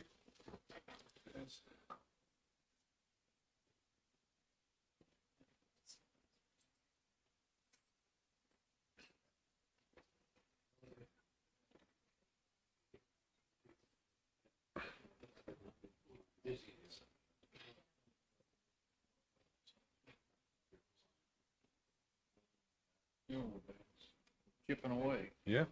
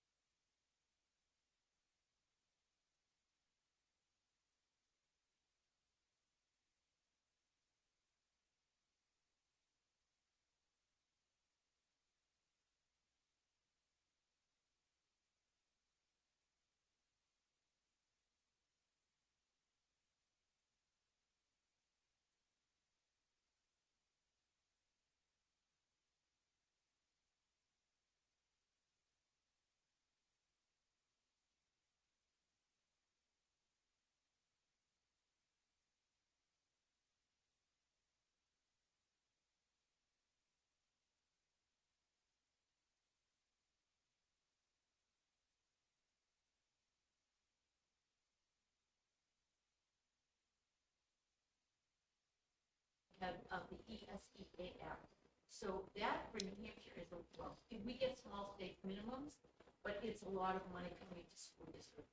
And it's to help kids who are disadvantaged. And then all our other funds are equally based on these formulas that come out of Washington, based on that data.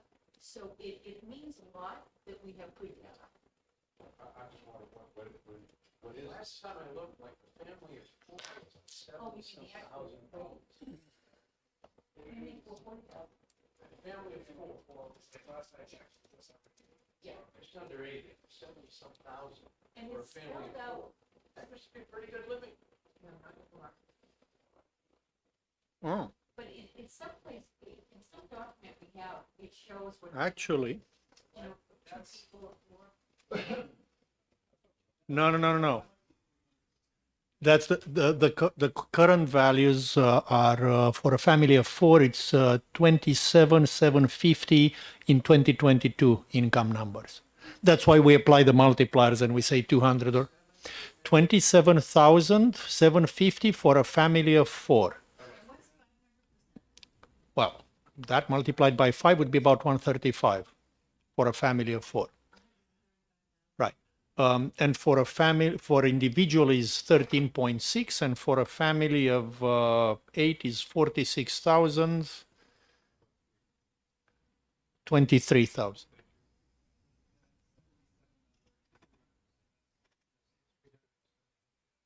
Yep.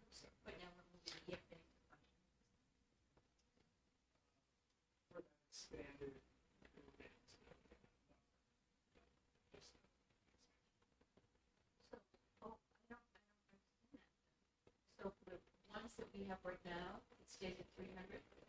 So for new people coming in, it's 500. No, it's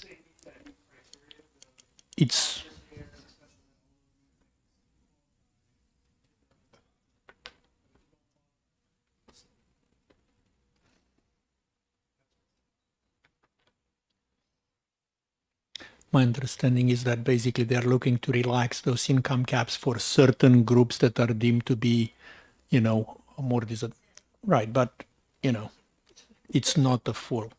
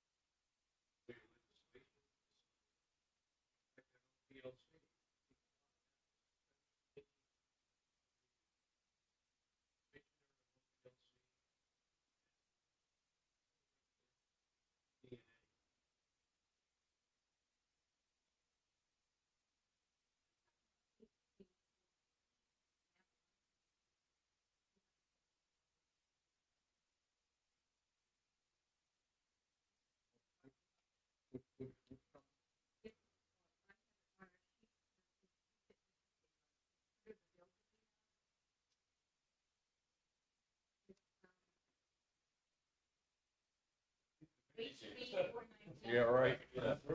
Yes. So on the busy schedule, the spreadsheet, it's on the second page, so row 64, under the retained bills section. And that communities is a program that used to be in existence. And I think, Joe, you remember, and Kate, the community college brought this about because of the level of mathematics among the students at George Community College. And so it's kind of, they have a special class that kids can come to. It worked really well. I helped a number of kids. It got good result, and it actually originated a long time ago when I actually was working at the Department of Ed, and we were working with community college, and this was one of the ways that they identified as possibly a source of building kids' skills. And a lot of it is that is a transition time for a lot of people. A lot of people that go to community college have a time speed. So, and even kids coming out of high school, they just forget their math. If you don't use it, if you don't use mathematics all the time, you forget it. And this, then when they take classes, they can't do it. So this is kind of like a refresher of the mathematics that they need in certain courses. Was that a fault of the school district? I mean, you know, realistically, I mean, we've been talking about this for a long, remedial at the college level for a long time. I don't have that great of research behind me, but I can attest to the fact that a lot of kids do not achieve well in mathematics. And my belief is because it's taught in abstraction. If mathematics were taught in practical applications, I think kids would achieve at better levels. I can agree with that. The new math is terrible. They don't learn the multiplication tables. And a lot of parents used to be able to help their kids at home and have them do this. I don't know what the math curriculum said now. Oh my. Well, they got everyday math and freaking lattice, and all this other portion instead of teaching them the basics. Math. We do very good with mathematics every single day. Ruin anybody that's doing counting. Because you don't know your multiplication table. So the way they solve a problem. My daughter was working in the school. She was showing. Take 3 days to get it done. Well, anyway, it would be nice to have, it's 200,000, I mean, it's in our budget, we had it, it worked well, it went away, because we didn't have enough money. Because we had, quite frankly, we had a lot of years where we barely had enough money to fund anything. I mean, this year, it's definitely anomaly, and to have the amount of money we have, trust is just amazing. We've never had this kind of surplus. We've had a surplus before, but not like we have now. So what priority do you put on? I don't know. I wouldn't give that number one. I'd give it maybe a 2 or 3, and between 2 or 3. So that's what we keep it right. That's good. I'll go along. It helps kids. Well, I mean, you know, it does, but you know, you got so much money. You know, you got your shopping list. $90 million. You got to make it up somehow. Okay, any others you talk about? Uh-oh. Look at him. Take a coffee break. Oh, really? And before this kid. We gotta be cutting, not spending. You look like a kid in a cookie jar. Well, let's find something to add. Oh, I know. That's schools. It's way too much money going. No, $20,000 a student. What do they spend in parochial schools? Half that. Easily. Look how little they spend in charter. And if they close, what happens? Let's Then talk now they about cost in twice as much. HB2, Put everybody in charter schools, we could cut this education funding. actually could, because you still have remember, 18% of all the students in New Hampshire, I don't need to argue. I just am trying to. Wait a minute, you're gonna fool me. So that's, St. Mary Heath that I've known for years. so that's 82%. So we have a lot of students that are in charter schools that require special ed services. And that's a huge expense. How many charter schools have you visited? A lot. I've visited I every have single two. one of them. I remember visiting one where they said those 3 students had IEPs for emotional upset. They came to our school, they were no longer emotionally upset. Saved a lot of money. That's Department of Ed, we developed charters. Mills Falls I is one remember of my that. favorite schools. Took me 10 years to pass charter school. And I was with, Lionel when we did the ELAC, and we worked together. That's a great program. And Yeah, the you best actually of the been fundraising. out for 30 years. And it's fabulous, and it's made a difference to all people, all students. I remember his name, Steve, Kozakowski. He was a teacher. that's He his taught husband, my son he's a brilliant man. 30 years ago. Like 20 years ago, 6'4". he was teaching my son. Great big guy. My son was 6'4", so he's the only guy bigger. So DLAX, anybody, as long as you're within the age range, in the state of New Hampshire, and it comes out of the charter line, can take a course. So if you're going to Coburg School and they don't teach calculus 2, you can take it on DLAX. If you're a homeschooler and you want to take all these different courses, you can take them on DLAX. You can actually graduate from high school on DLAX. Yep. Not only can you graduate from high school, but they have a program, partnership with Southern University. You can graduate from high school with a high school diploma and with an associate's degree through dual enrollment through ELAS. They have, they have all kinds of hands-on, courses that they've developed.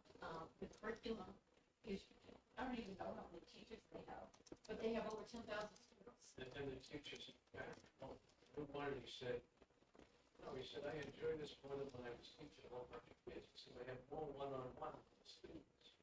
I do. You know, each one, he's got to look at each kid's work individually. He said, it's more one-on-one time, and I feel like I'm communicating. But it's a model for the United States. And what it's done is every single, one of the students at Central High School, she was offered a modeling contract in Paris. And she couldn't continue to go to high school.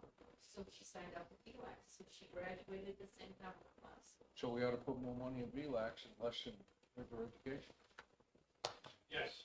ELAC is public, and I believe if you It is. notice It's a in charter school. HB2, there's extra money for ELAC. So it's Well, they out finally they've always gotten less than every other. because it's not full-time. Was it Most 10,000? of their kids only take one or two courses. Is that 10,000? No, about?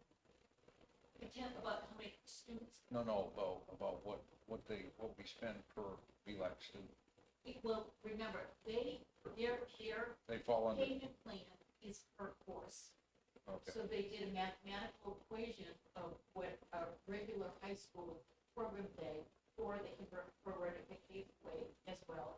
And so you're getting a one course fraction. So that's what the state reimburses them. How much load can they take? Can they take 6 courses, semester? Probably just hire more teachers. No, but I mean, what, per student? I think a student can take courses as many as they can handle, but they also have guidance counselors. They have staff that works with the students so that if they're taking too many or they're not doing well. Just like in regular school, the kids out on VLAX don't always complete. You have to be a certain kind of kid that's really self-directed to really do well, and some kids don't, and some kids do. At SNU, I had kids that college kids that couldn't stand being online. What I love is like a virtual environment that's half and half hybrid. Where part of the time you see the kids, and part of the time it's virtual. But ELAC is completely virtual, but they do have different assignments. They take them into your course, different kinds of internships that they do. I remember helping my grandson through ELAC's chemistry. Good schedule. It was interesting. You didn't have all the reagents and stuff you have in the chemistry lab. So instead of the, what do you call it, litmus tests, you boil up cabbage. Take the cabbage Oh, out. here's the new director. It changed color. They do different things. Yeah. pH check. Okay. Was it? I thought we had a little bit. Congratulations to you. Oh, thank you very much. Appreciate it. Well deserved. It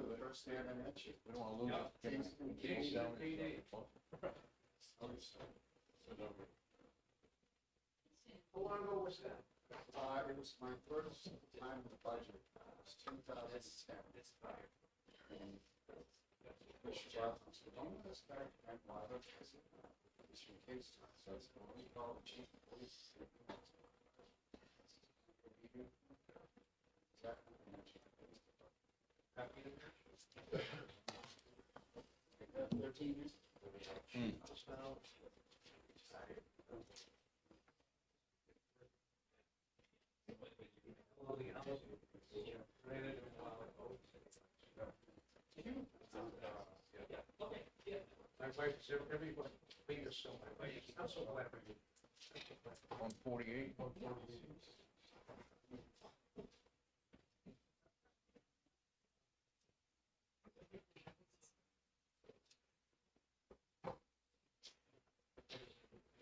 Mr.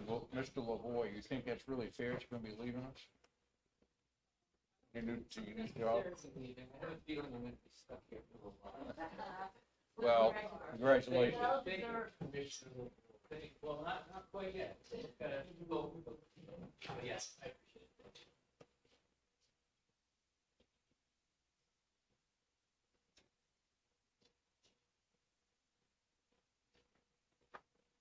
More paper? Come on.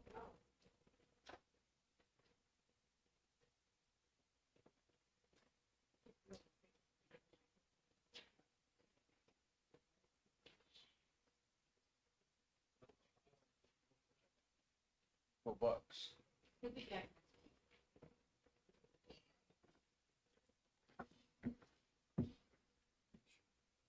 No worry. I can wait for a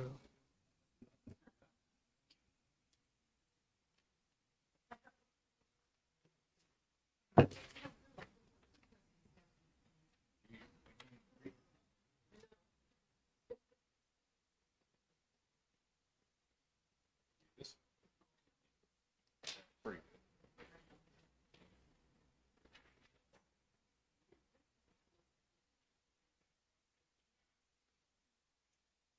Well, we can go ahead and start the work session.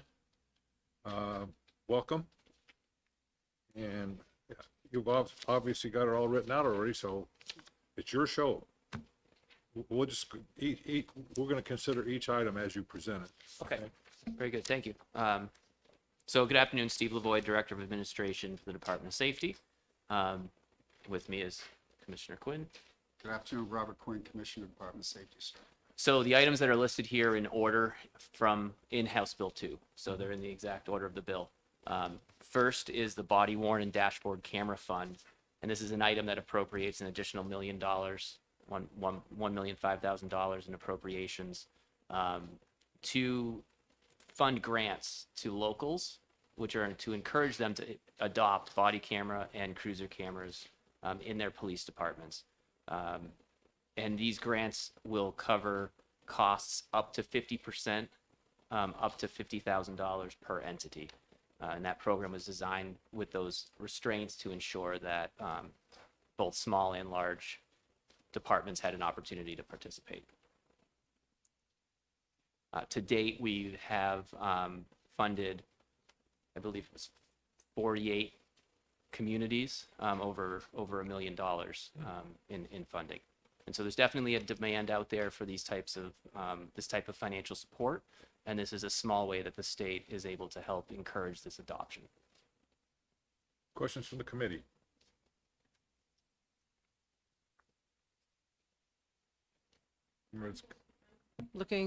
I was looking at this page, which started with the police force cap, and I'm trying to find in HB2 the reference to the cameras, which It's on page 32 of the bill, and it's item number 81. now I'm caught up. Thanks.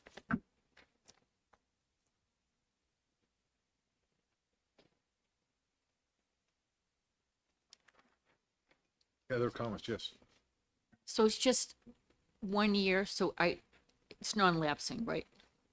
Correct, yes, it's a non-lapsing continuously appropriated fund, which allows us to continue to offer those grants until the money is drawn down. And it seems like it's really working well everywhere. I know in Manchester, our guys are using them. They seem to like them. I think it's accountability for everybody. Thank you.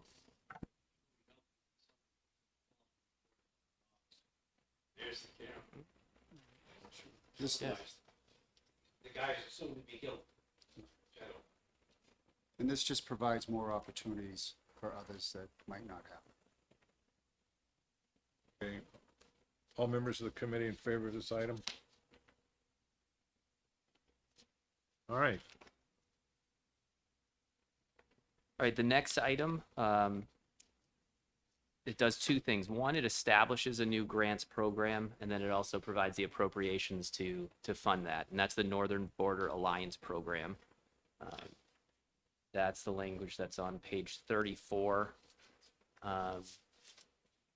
item number 93. And so this program would make grants available to state, county, and local law enforcement agencies, and also fund overtime patrols at state police to reduce the incidence of crimes and illicit activity in proximity to the Canadian border. Specifically within a 25-mile radius is what has been identified. There's $619,000 appropriated for New Hampshire State Police and $815,000 appropriated to local county partners in that area. It's modeled after an existing federally funded grant program called Operation Stone Garden. The funding for that particular program has been reduced over the last several years. It was about $300,000 per year. Over the last two grant cycles, it was reduced to $180,000 per year. And there has been increased activity in illegal crossings. And so this is one way that we can ensure that state laws aren't being broken along the border. I think you had a question on this one. Do we have a problem with the border? So I will tell you, we have 58 miles of border. We fall between the Swanton and the Holton sector of the Border Patrol. We are following activity through our New Hampshire Intelligence and Analysis Center. There's open source information, but what you will see is in a 4-month period, what was reported recently was, I want to say, almost an 850% increase in apprehensions of illegals in that northern border area. So recently, I believe it was an AP article that indicated that the Border Patrol has increased with 25 additional agents to the northern border of that area. So I think what we're trying to do is be proactive and ensure that we have the program and the collaborative resources needed to protect the border. Follow-up? So you've got, just loving that part of New Hampshire. I think about, I'm not going to say the lake, oh my friend Magog. Yeah. That one. That's in Canada and Sure. New Hampshire, or Vermont, actually. And then there's a lot of snowmobile trails. How can you cover all that? How will those officers do that? It isn't just border control. Sure. It's people coming through different areas. Sure. So that's a great question. And what I learned recently is the majority of that land is state forest land. Yes. So that's essentially why this program was developed 10 years ago. So to do that, what you need is a plan. So you need a plan built on enough resources, state and federal. The state and local offices can enforce local state law. The federal offices can enforce federal law, but they have a coordinated plan built on obviously intelligence. And so getting all the federal partners to work with the state and local, that's how you do that, through land, maybe sometimes air, but there's it's a lot of work though. Follow-up? So a question I have is, how will we prevent incidental stopping of individuals, let's say Hispanic or of color, incidental? I just want to make sure someone doesn't get stopped just because they don't look like everybody else in the North Country. Sure, Sure. No, that's a great question. So I think it's important to note that even the state police, we have what's called a fair and impartial policing policy, which is very clear on some of the areas that we want to prevent. There's a carve out in there that says what they can and can't do, but specifically to the border. So, with, car stops away from this area, they have to adhere to the fair and impartial policing policy. But what we're talking about here specifically is the border and areas of ingress in that area. So the New Hampshire State Police will be very, very cognizant to adhere to their policy. All right, thank you. Thank you, Mr. Chair, and thank you for taking the questions. I'm trying to understand because I'm already aware of the, livable 100-mile border zone under the federal regulations that essentially allows CBP to treat this area as if constitutional rights don't really apply in the name of securing the borders. I'm genuinely trying to understand if, when we already have an overreaching federal statute, why do we need to grant even further authority to our, state, law enforcement to operate within a 25, mile border? I'm not concerned about the appropriations. I agree that you have a job, you have to be given the resources. I'm fine with the program.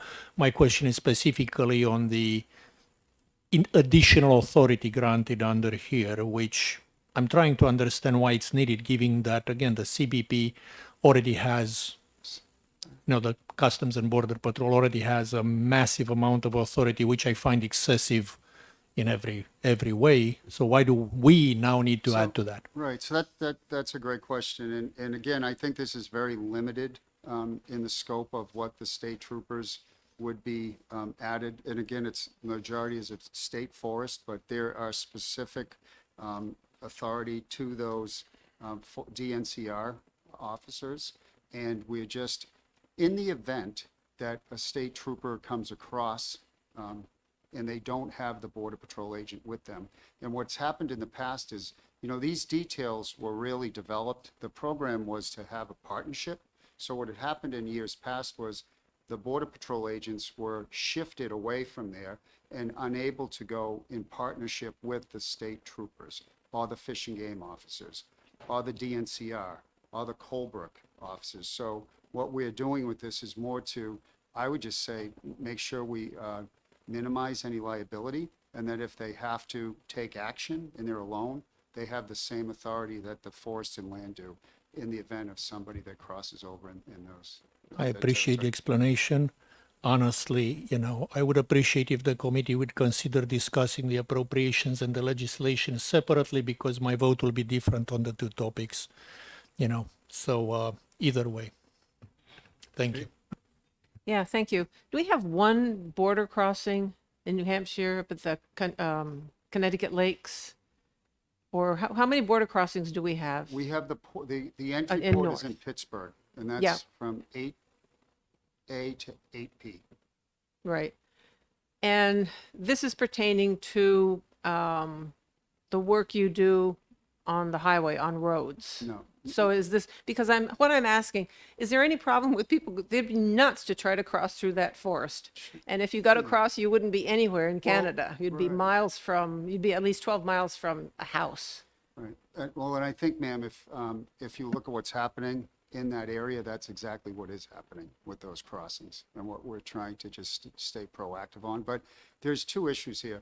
Like Director LaVoy said, we are in close proximity to that border, but there's really, we know there's some roads, we've got Route 3, we've got other areas. So this program is focused on the border, but there can be, going out in the rural areas on the off-road vehicles. But again, it's all driven by, what do we have for intelligence, working with our federal partners and expanding this to make sure we understand what might be happening, where we should be focusing.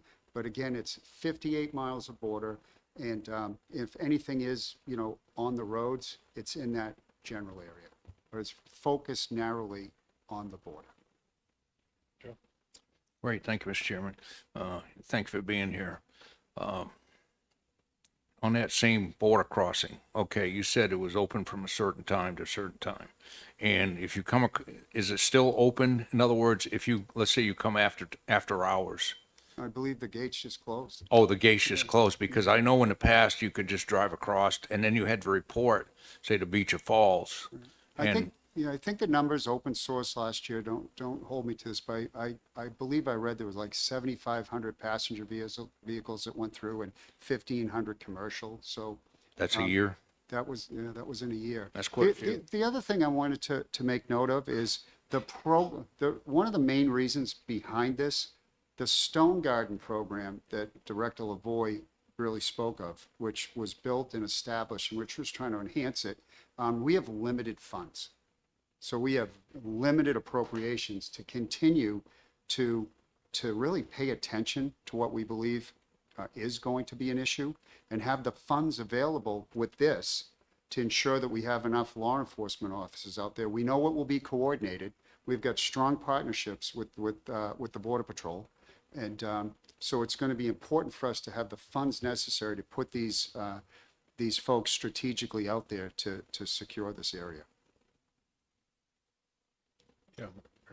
Oh, follow? Well, I do have a follow-up. I know I've talked to officer, state police up there, and it's a very big area to cover. Sure. And they didn't have very many people to do it. We don't want to get in the numbers because that's something else. But I know that in the past, it's been tough to enforce. Yeah, Just and any law enforcement. yeah, and our the colonel of the state police, the troop commander of the Troop F area, if these funds are given, we will establish a good program built upon Stone Garden. I know we'll have a lot of participation. There's a lot of good folks up there on Fish and Game and DNCR and the local police departments that will work together, and I think we will enhance and be out there and do our best to be proactive.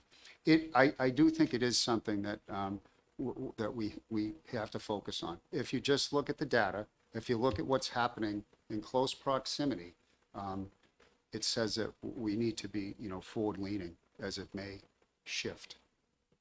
Question? Thank you, Mr. Chair. What will you do with the people you apprehend, who you believe are not citizens of the United States? Yeah, so that's a good question. So we're not federal agents, but what would happen was the Border Patrol agents would take them to the Beecher Falls section where they would process them per their protocol. Okay.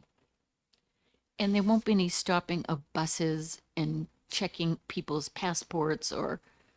Well, yeah, and again, there has been a lot of discussion on checkpoints that have taken place further south, but that is not what we are discussing with this program. And this program is focused on the border. And if we enhance, and we have the other opportunities this gives us is to enhance equipment we might need, whether it's more 4x4s to go off woods, radio equipment that might be needed if we need to make sure they can transfer, they can talk, interoperability. So just to have them out where they need to be. And obviously with any of this, there'd be a training component. I've worked closely with the Attorney General's office and to make sure that prior to getting this up and running, that we have a training. And they have agreed to coordinate that, get all of the offices together, ensure that we have a solid understanding of state law, federal law, just to make sure things are done the right way. So you're looking for drugs coming into the state, weapons coming into the state illegally, people who have been maybe arrested someplace. I don't know. I just want to make sure it's respectful, but because didn't we have during 9/11 weren't some people came down through Canada, came down from Canada into. I don't know if it was New Hampshire, but ultimately they got to Boston. It would seem like they went through New Hampshire to get there. I just want to make sure that the people that we're apprehending are the right people to apprehend, Absolutely. that it's respectful. Yes. Okay, thank you. And you're going to come back and tell us all about what your plan is. Absolutely. Okay, thank you. Question? Yeah, I'm just curious. I grew up on the border in Newport, and is there still any kind of a, as a hiker, as a hunter, you just go back and forth across the border because that's where the hiking trails went, because that's where the deer went. Is that still, is there still, will the Canadians come down for hunting? Do we go across the border? Because, I mean, it's not, so it's just kind of, I will tell you, I know that when they go out and do these patrols, sometimes that happens, that people are just, they make a mistake, they're going back and forth, and I know that they deal with that educationally, making sure it's just, so, I mean, when you get out there, I have never done those patrols, I don't know that area, but I think, having the right people that are trained to encounter anything, and, quite honestly, there's a medical component of this, making sure that if somebody, needs medical assistance, that if they've been hiking, they're out in the cold weather. They recently had one, which has been published, a Mexican individual crossed from Canada into Vermont and died. And so, the weather up there, it's harsh, and Especially in the winter. yes, sir. But the training component is important. We're not just, I think that, we will enhance what we have with Stone Garden, but ensure that we have the right training from the Attorney General's office and guidance. Okay. Dan, did you have an issue with this? As I said, I'm fine with the appropriations. I do not plan to support the, changes in the, authorities. Oh, okay. I have full confidence, by the way, in the intent of the police, of the law enforcement to use them appropriately. It's just given the existing state of the federal laws and everything that are an absurd overreach, I just cannot support an extension of that, regardless of how much more highly I think of our, state law enforcement versus the federal. So it's not So a if state we thing, could, it's a federal thing. well, the federal thing already has such a huge amount of authority within 100 miles that I just cannot support another extension to, the 25 miles for us. They already have the CBP, and I hear you that sometimes the CBP is not there, but the CBP can already do anything they want within 100 miles. I just, Okay, well, that's- This is not, no, and I just to clarify, this is not giving the federal. No, I understand. I completely understand. And as I said, it's just, I'll be happy to talk offline. I don't want to take a lot of committee time right now on it. I guess I don't understand supporting the money without the fund. They seem to be pretty much tied together. What would they do with the money if they No, didn't have I'm fine with the fund. There is just a You don't portion reduce- of the legal language that expands the authority to stop people, right? And that's the part that I'm objecting to. Here it is. But it doesn't apply to this because this is just the border. This is not 25 miles from the border. This is, yeah. Page 35, the very bottom.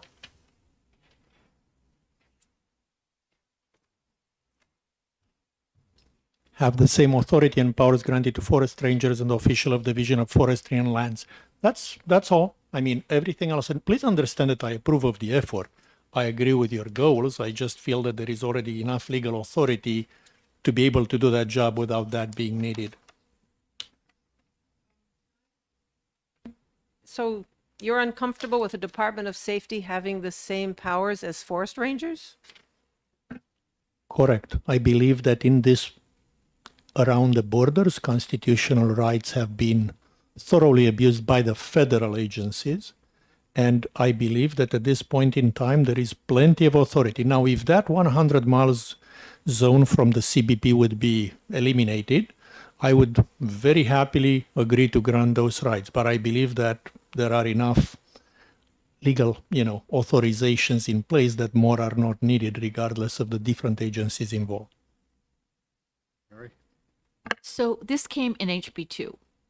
Would this have been something that you wanted in the Department of Safety? Or is it because the governor put it in HB2? No, I think, no, we want this just to ensure that if our state troopers are out there and they come across somebody crossing into this land that's owned by the state forest, that they could take the same action that the state forest officers could do. Say it was a fishing game and state forest wasn't there, fishing game and a state trooper or Colebrook, that's all. We're just looking to reduce any liability if we have Because to. Fish and Game officers, they have a lot of authority. And I can't speak specifically to if they have this authority. This just says for, so, Okay, thank you. yeah. Okay. All those in favor of this item? Appropriation, yes. Language, no. 1, 2, 3, 5 to 2. I accepted. All right.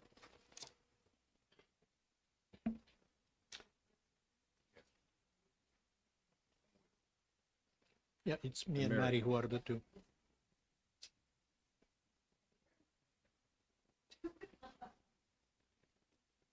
Okay, Yes, so please. the next item is on page 52. It's item number 148. And what this does is it eliminates the existing statutory cap for hiring auxiliary state police, which are part-time troopers. That's currently limited to 16 individuals. This eliminates the number from statute and puts the restriction within our operating budget. So if the funds are available, we can hire the troopers. If the funds are not available, we cannot. Okay. Questions for the committee? All those in favor?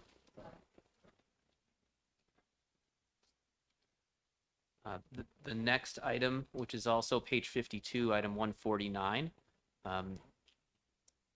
In summary, this has to do with the fire fund fees. So these are fees that are collected for motor vehicle records. Primarily insurance companies collect this data. There are some other authorized users as well.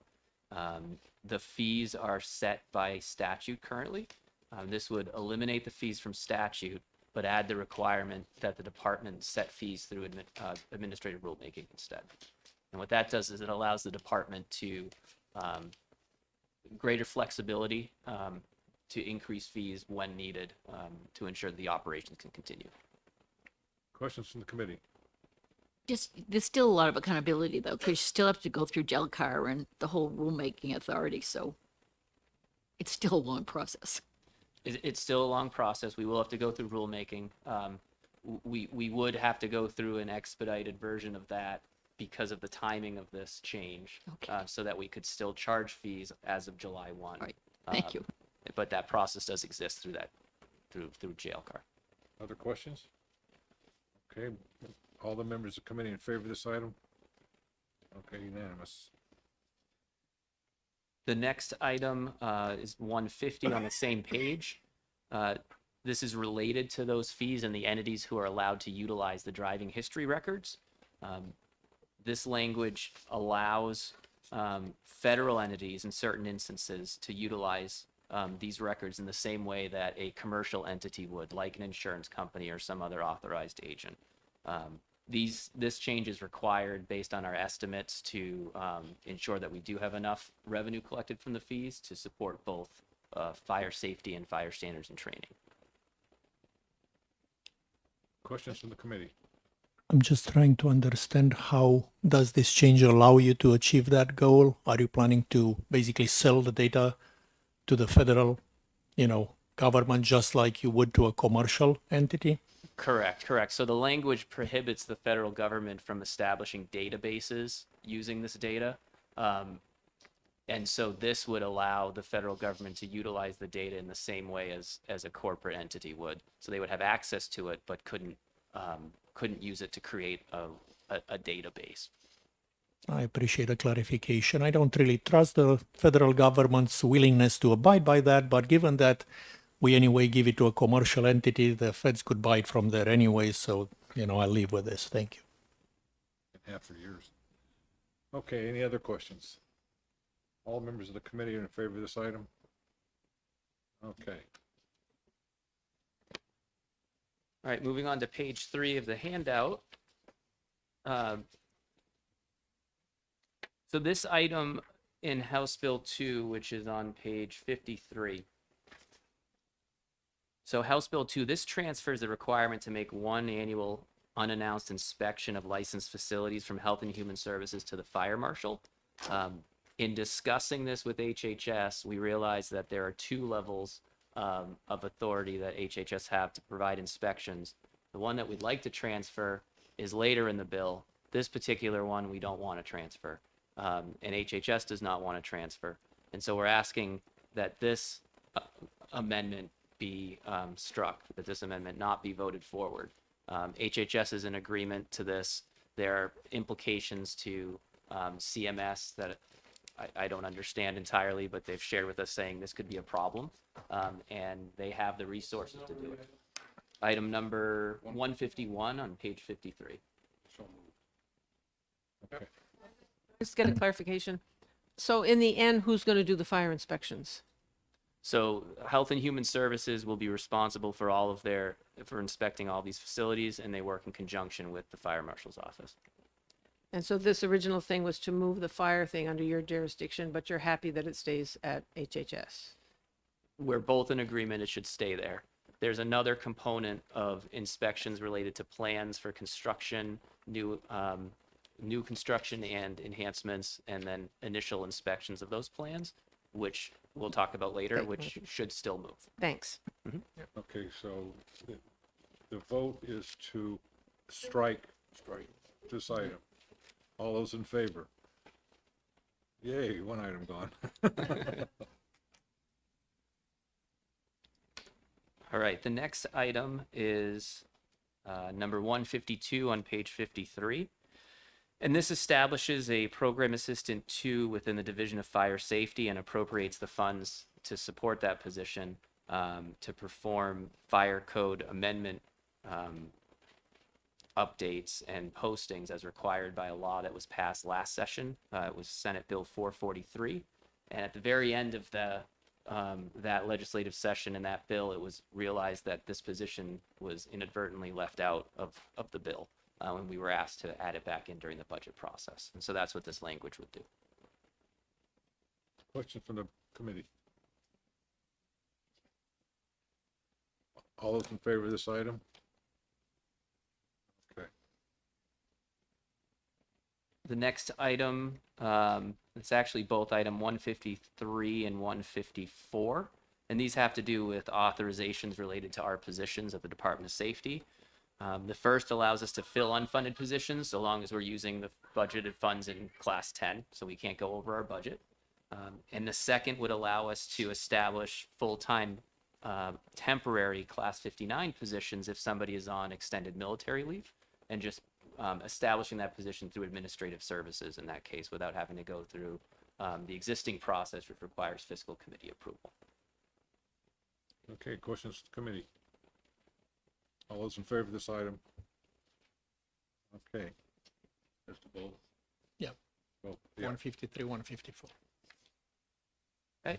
Next item is 155 on page 53. And this is appropriating funds to the existing substance abuse enforcement program. And this is a program that supports additional narcotics investigations activities at state police, as well as grants to locals.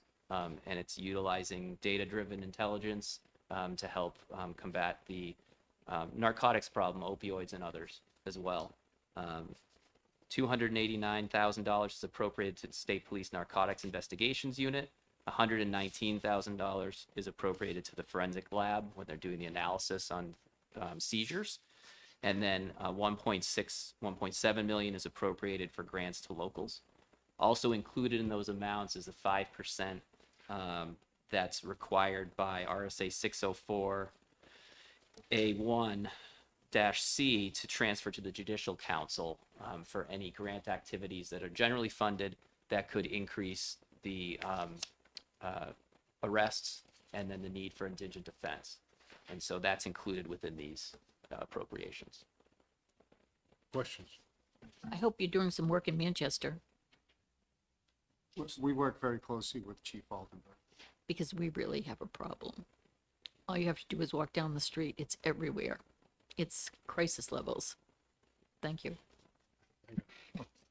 Source of funds? General funds. Thank you. One of the items is for, funding overtime at the state police for enforcement and investigations.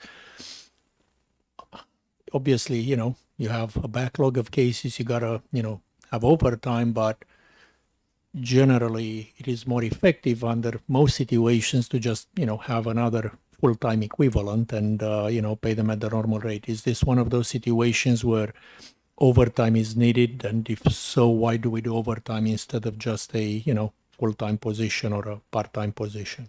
That's a great question. So these really are, they're really unique positions. They're specialties. So those men and women assigned to the Narcotics Investigation Unit have had some advanced training. They could be undercover operatives. They're trained in, surveillance techniques.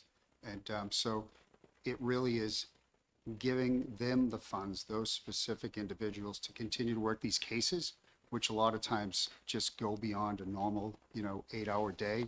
And so there really isn't like a second shift that can come in. Got it. Thank you. Other questions?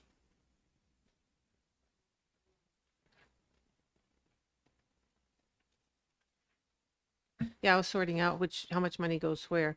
Can you speak to the effectiveness of Granite Shield? You hear, back and forth that it's effective. You hear that it's not effective. Can you speak to that?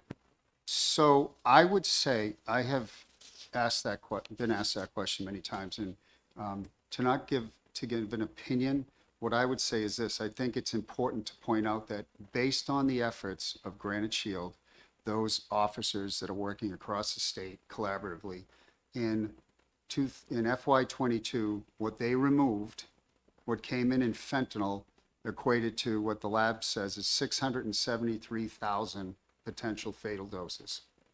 And through 12/31/22, they removed 528,000 potential fatal doses. So those went from the street to the police officer to the crime lab. So in and of itself, it's hard to quantify or predict what that saved, but that in and of itself shows that that is effective in removing dangerous drugs. So I think that's the best evidence I can bring forward. There's a lot of work to that too, to seize these drugs. There's surveillance, there's undercover buys at times, there's applications of search warrants. It's a lot of work to put a case from start to finish, and then done safely. They work very hard out there. Other questions? All members of the committee in favor of this item? Okay.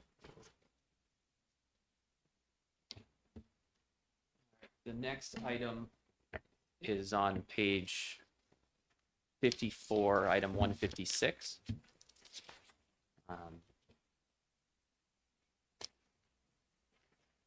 And what this does is it authorizes the administration of naloxone if an individual shows signs of a drug overdose from fentanyl or heroin.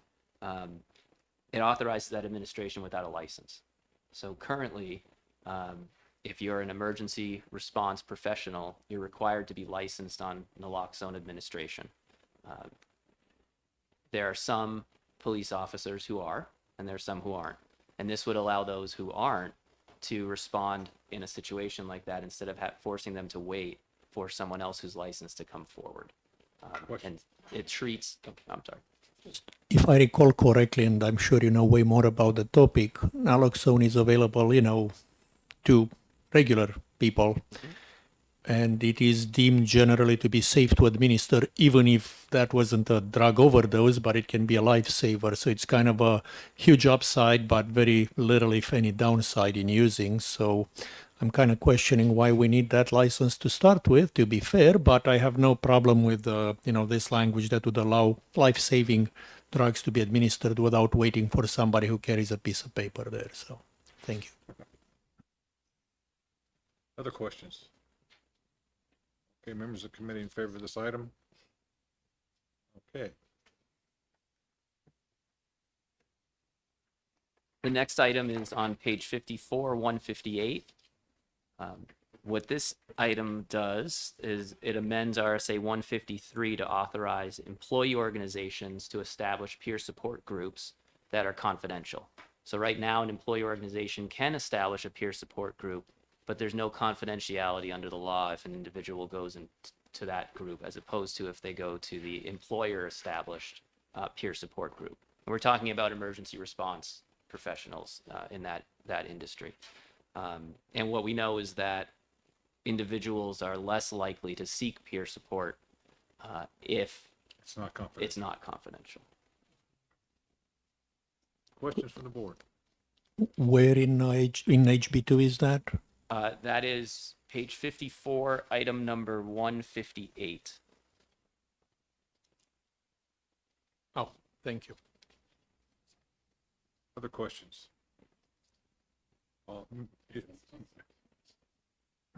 Is this just for state workers or everybody? No, I think it's important to know, to authorize employee organizations. So if there's an organization that they can establish and have the same confidentiality. We're just looking to make sure Do we they can have to sign a expand. form or something, say that I will keep all proceedings confidential? Yeah, there's training that's required for that organization to operate as a peer support unit. Good, and that thank would you. cover those. Thank you. Thought I turned that off, sorry. Okay. Any other questions? Committee members in favor of this item, please raise your hand. All right.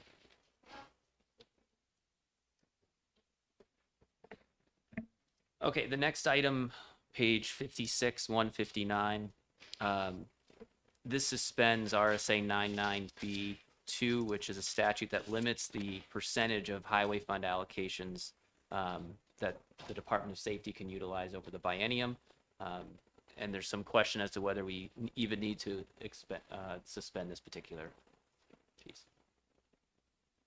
I was very proud of the fact I passed this to control Commissioner Flynn, who one year went out and bought 567 2001 Crown Victorias because he thought, the guys like that, they're not making them anymore. And most of them, you probably remember, some of them sat in the field for years. And it said, where do you get this authority? Well, and the DOT would come to us, he's taking all our money.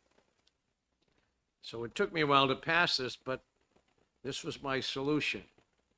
Having some of this unbridled, he also went to a display of fire equipment, brand new fire engines. And he witnessed it and he said to the manufacturers when they got through, what are you gonna do with these? I guess we'll put them up for sale. What kind of deal can you give me? He didn't have an appropriation for that, but he bought them, put them in the fire academy. So it was times that we felt like he was going uncontrolled. And nobody dared do anything.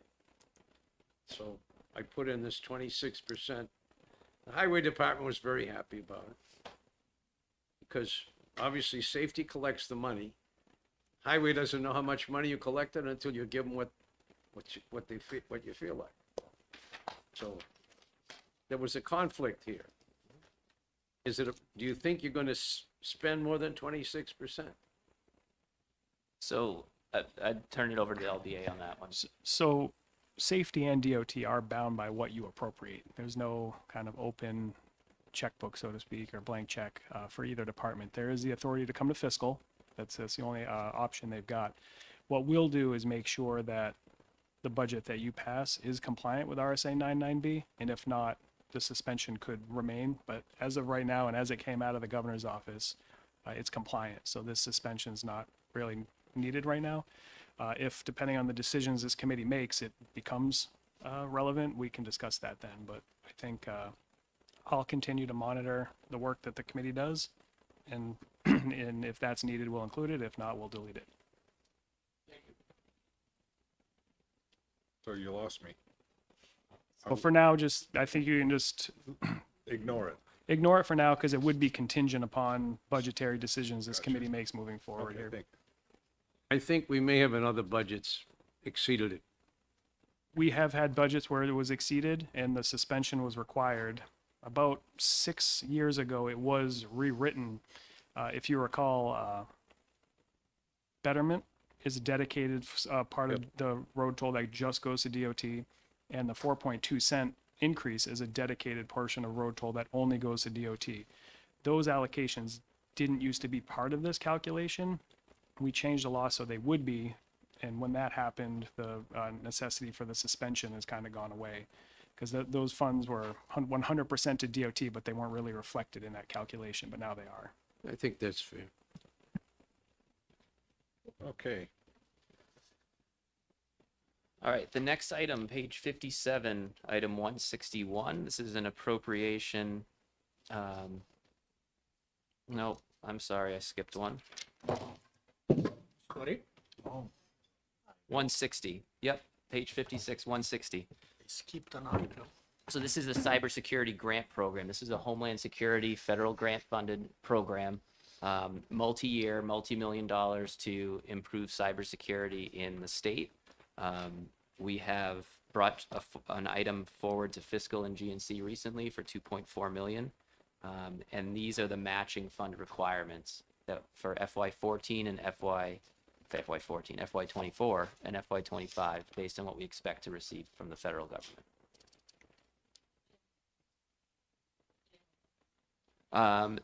These are, yes, these would be general funded.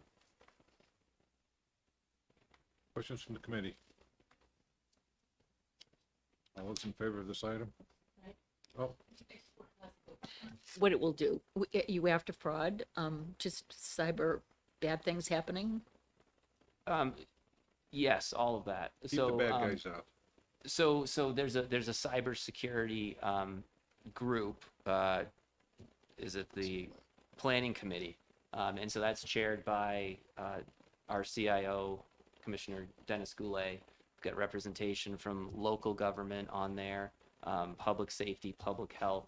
It's really looking at the state, local, and county government systems in New Hampshire, and one, helping to train and educate the individuals responsible for those, and two, working on other collaborative ways that we can increase cybersecurity across our networks and our systems to prevent large-scale issues from shutting things down. You hear about ransomware, you hear about small towns who now can't function because their systems they've been locked out of their systems.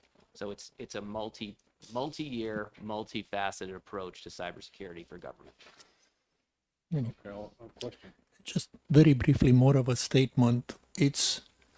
It's a place where smaller governmental entities have a hard time getting the expertise to deal with this. So having something at the state level to provide proper guidelines and equipment can be very, very effective and beneficial. So I think it's a good idea to, provide those resources.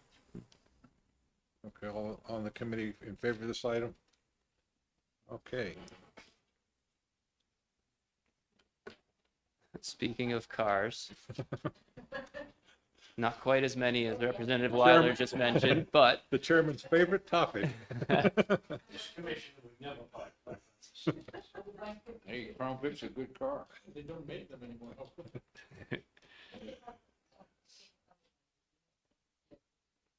yes, yeah. So this item, which is page 57, 161, this appropriates $3.5 million to purchase 52 cruisers. And we spoke about this one a little bit in our budget presentation. We do have 70 vehicles in year one, and I believe it's 72 in year two in our operating budget. These are additional one-time purchases to resolve the fact that over the last several biennium, because of budgetary constraints, we didn't have appropriations to fulfill our replacement plan. And we also had challenges in purchasing vehicles for the appropriations that we did have because of supply chain issues. So these additional purchases will help to resolve the health issues and the state police fleet moving forward and allow us to come forward in future biennium with more regular and stable maintenance and repair and replacement requests. Okay, Yeah, thank you. These are specialized cars, so I'm curious, what do you do with the old cars that these will replace?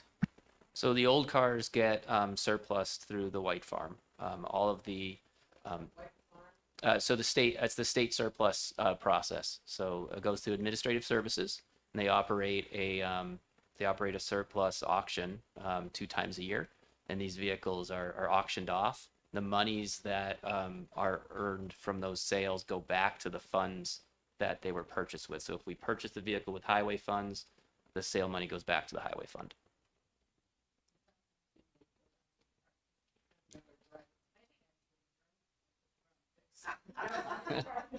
We were trying to get rid of it.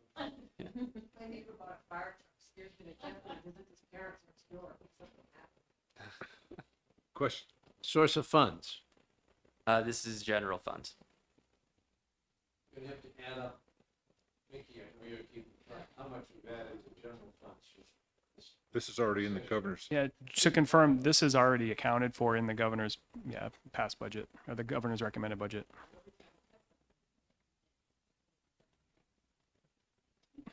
Okay. We didn't vote this one yet.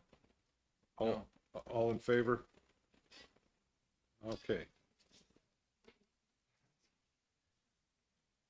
Okay, and then last but not least, this is page 78, item 225, health facility licensing inspection. So this goes back to the item that we asked to be struck from House Bill 2. Both HHS and fire safety agree we do want to transfer this authority for new construction or facility alteration plan review, inspection, and approval from HHS to the fire marshal's office. So this is a function that was performed at HHS with 2 full-time positions, but they struggled to train and hire people because it's not really their line of business. And it made sense to bring this into the fire marshal's office where they have engineers who already perform this function for other state buildings and state agencies. The key to this particular language is, and I provided you an updated version of our prioritized needs listing. The very first item there are the 2 positions that would be required in order for this transfer to occur. Are the position going to be transferred from DHHS to you? No, the positions were abolished by DHHS, so they reduced their budget by this dollar amount, which we coordinated with them on. Okay. Um, In but we- essence, that's what's happening though. is But in you're- essence, we're You're picking it up. Okay. Yes, yep, but we do need to establish these positions in order for this to transfer.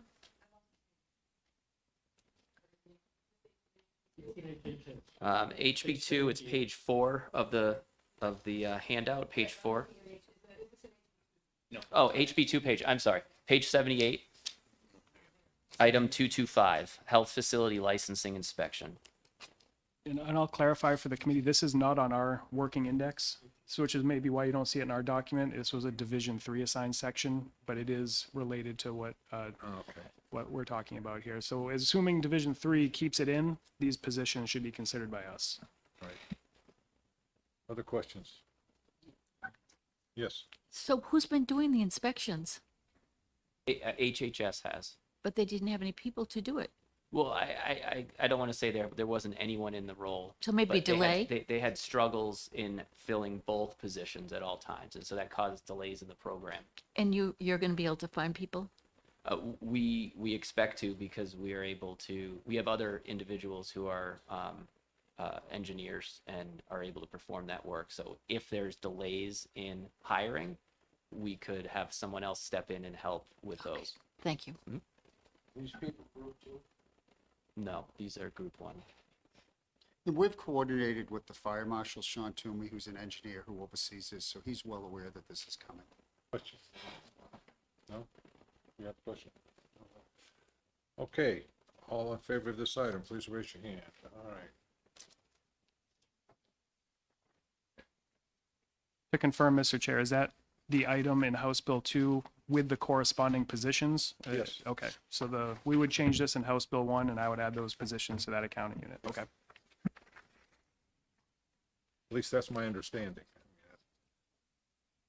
That certainly is the request. I just want to make sure everyone on the committee is aware Right. of the kind of a 2-step approval there. Okay, Thank you. thank you. Thank you very much. Thank you for the explanation. Obviously, we get a lot of people from typing up in Mexico, they fly us to Canada, bringing them down. Yeah. That's what's been reported, right? If you read what's being reported, there's a lot of activity from Canada, which are attempting to come into either Vermont or upstate New York. That's what we're focusing on, the northern border. Our section of 58 miles, what we're trying to do is secure that. Do you think they were brought from Mexico or South America? I couldn't speak to that, sir. Whether- Like New York, Vermont, all these states are doing the same thing. Well, the Swanton sector goes west, and they also support us on our stretch. So, I remember skiing in Colville at the walls and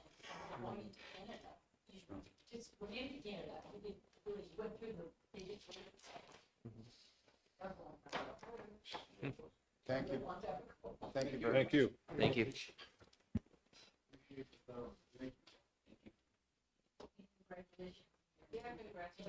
Thank you.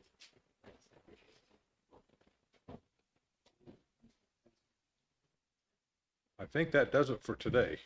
Yeah, I don't think we have any new business or any additional business we can cover. I can tell you for Friday, I'll update these documents and everything. We've made some progress today, which was good. 10 o'clock Friday, we've got the 2 EFA bills right off the bat. And then at 10:15, I've got scheduled another budget work session. And like I said, I'm still trying to coordinate to see if we can hear from DOE on anything. I know they've kind of got some folks not around Friday, so we might have to push a bulk of the DOE work to next week. And like I said, I still have a request into the governor's office to see if I can coordinate someone to come talk to us about the changes to the unique program and the student debt relief, the 529 thing we refer to. So perhaps we can get some folks in Friday to talk to us about that too. Okay. What did we have going Friday afternoon? Let me ask.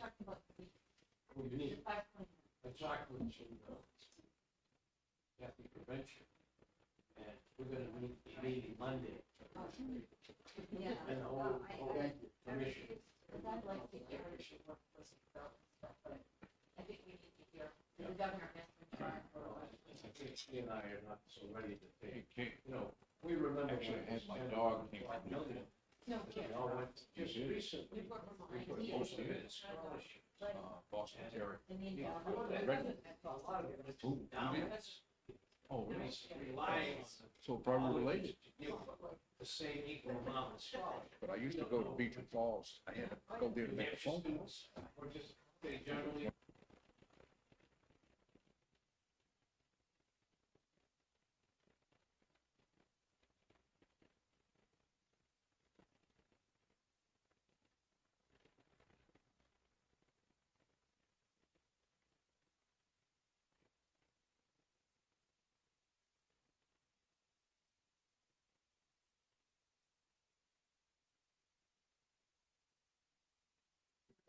Yeah, it's a section, so page 20 to 27, sections 52 to 61.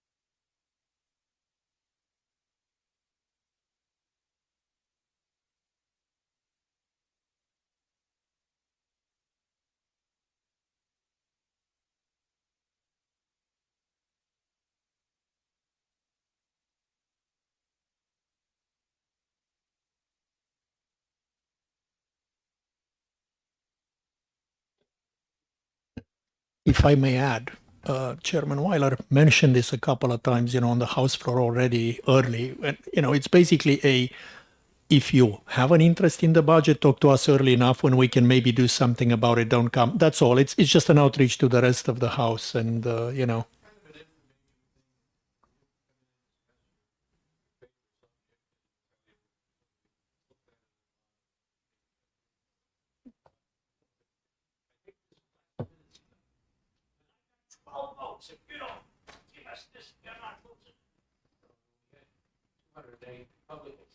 Democrats just vote automatically against it.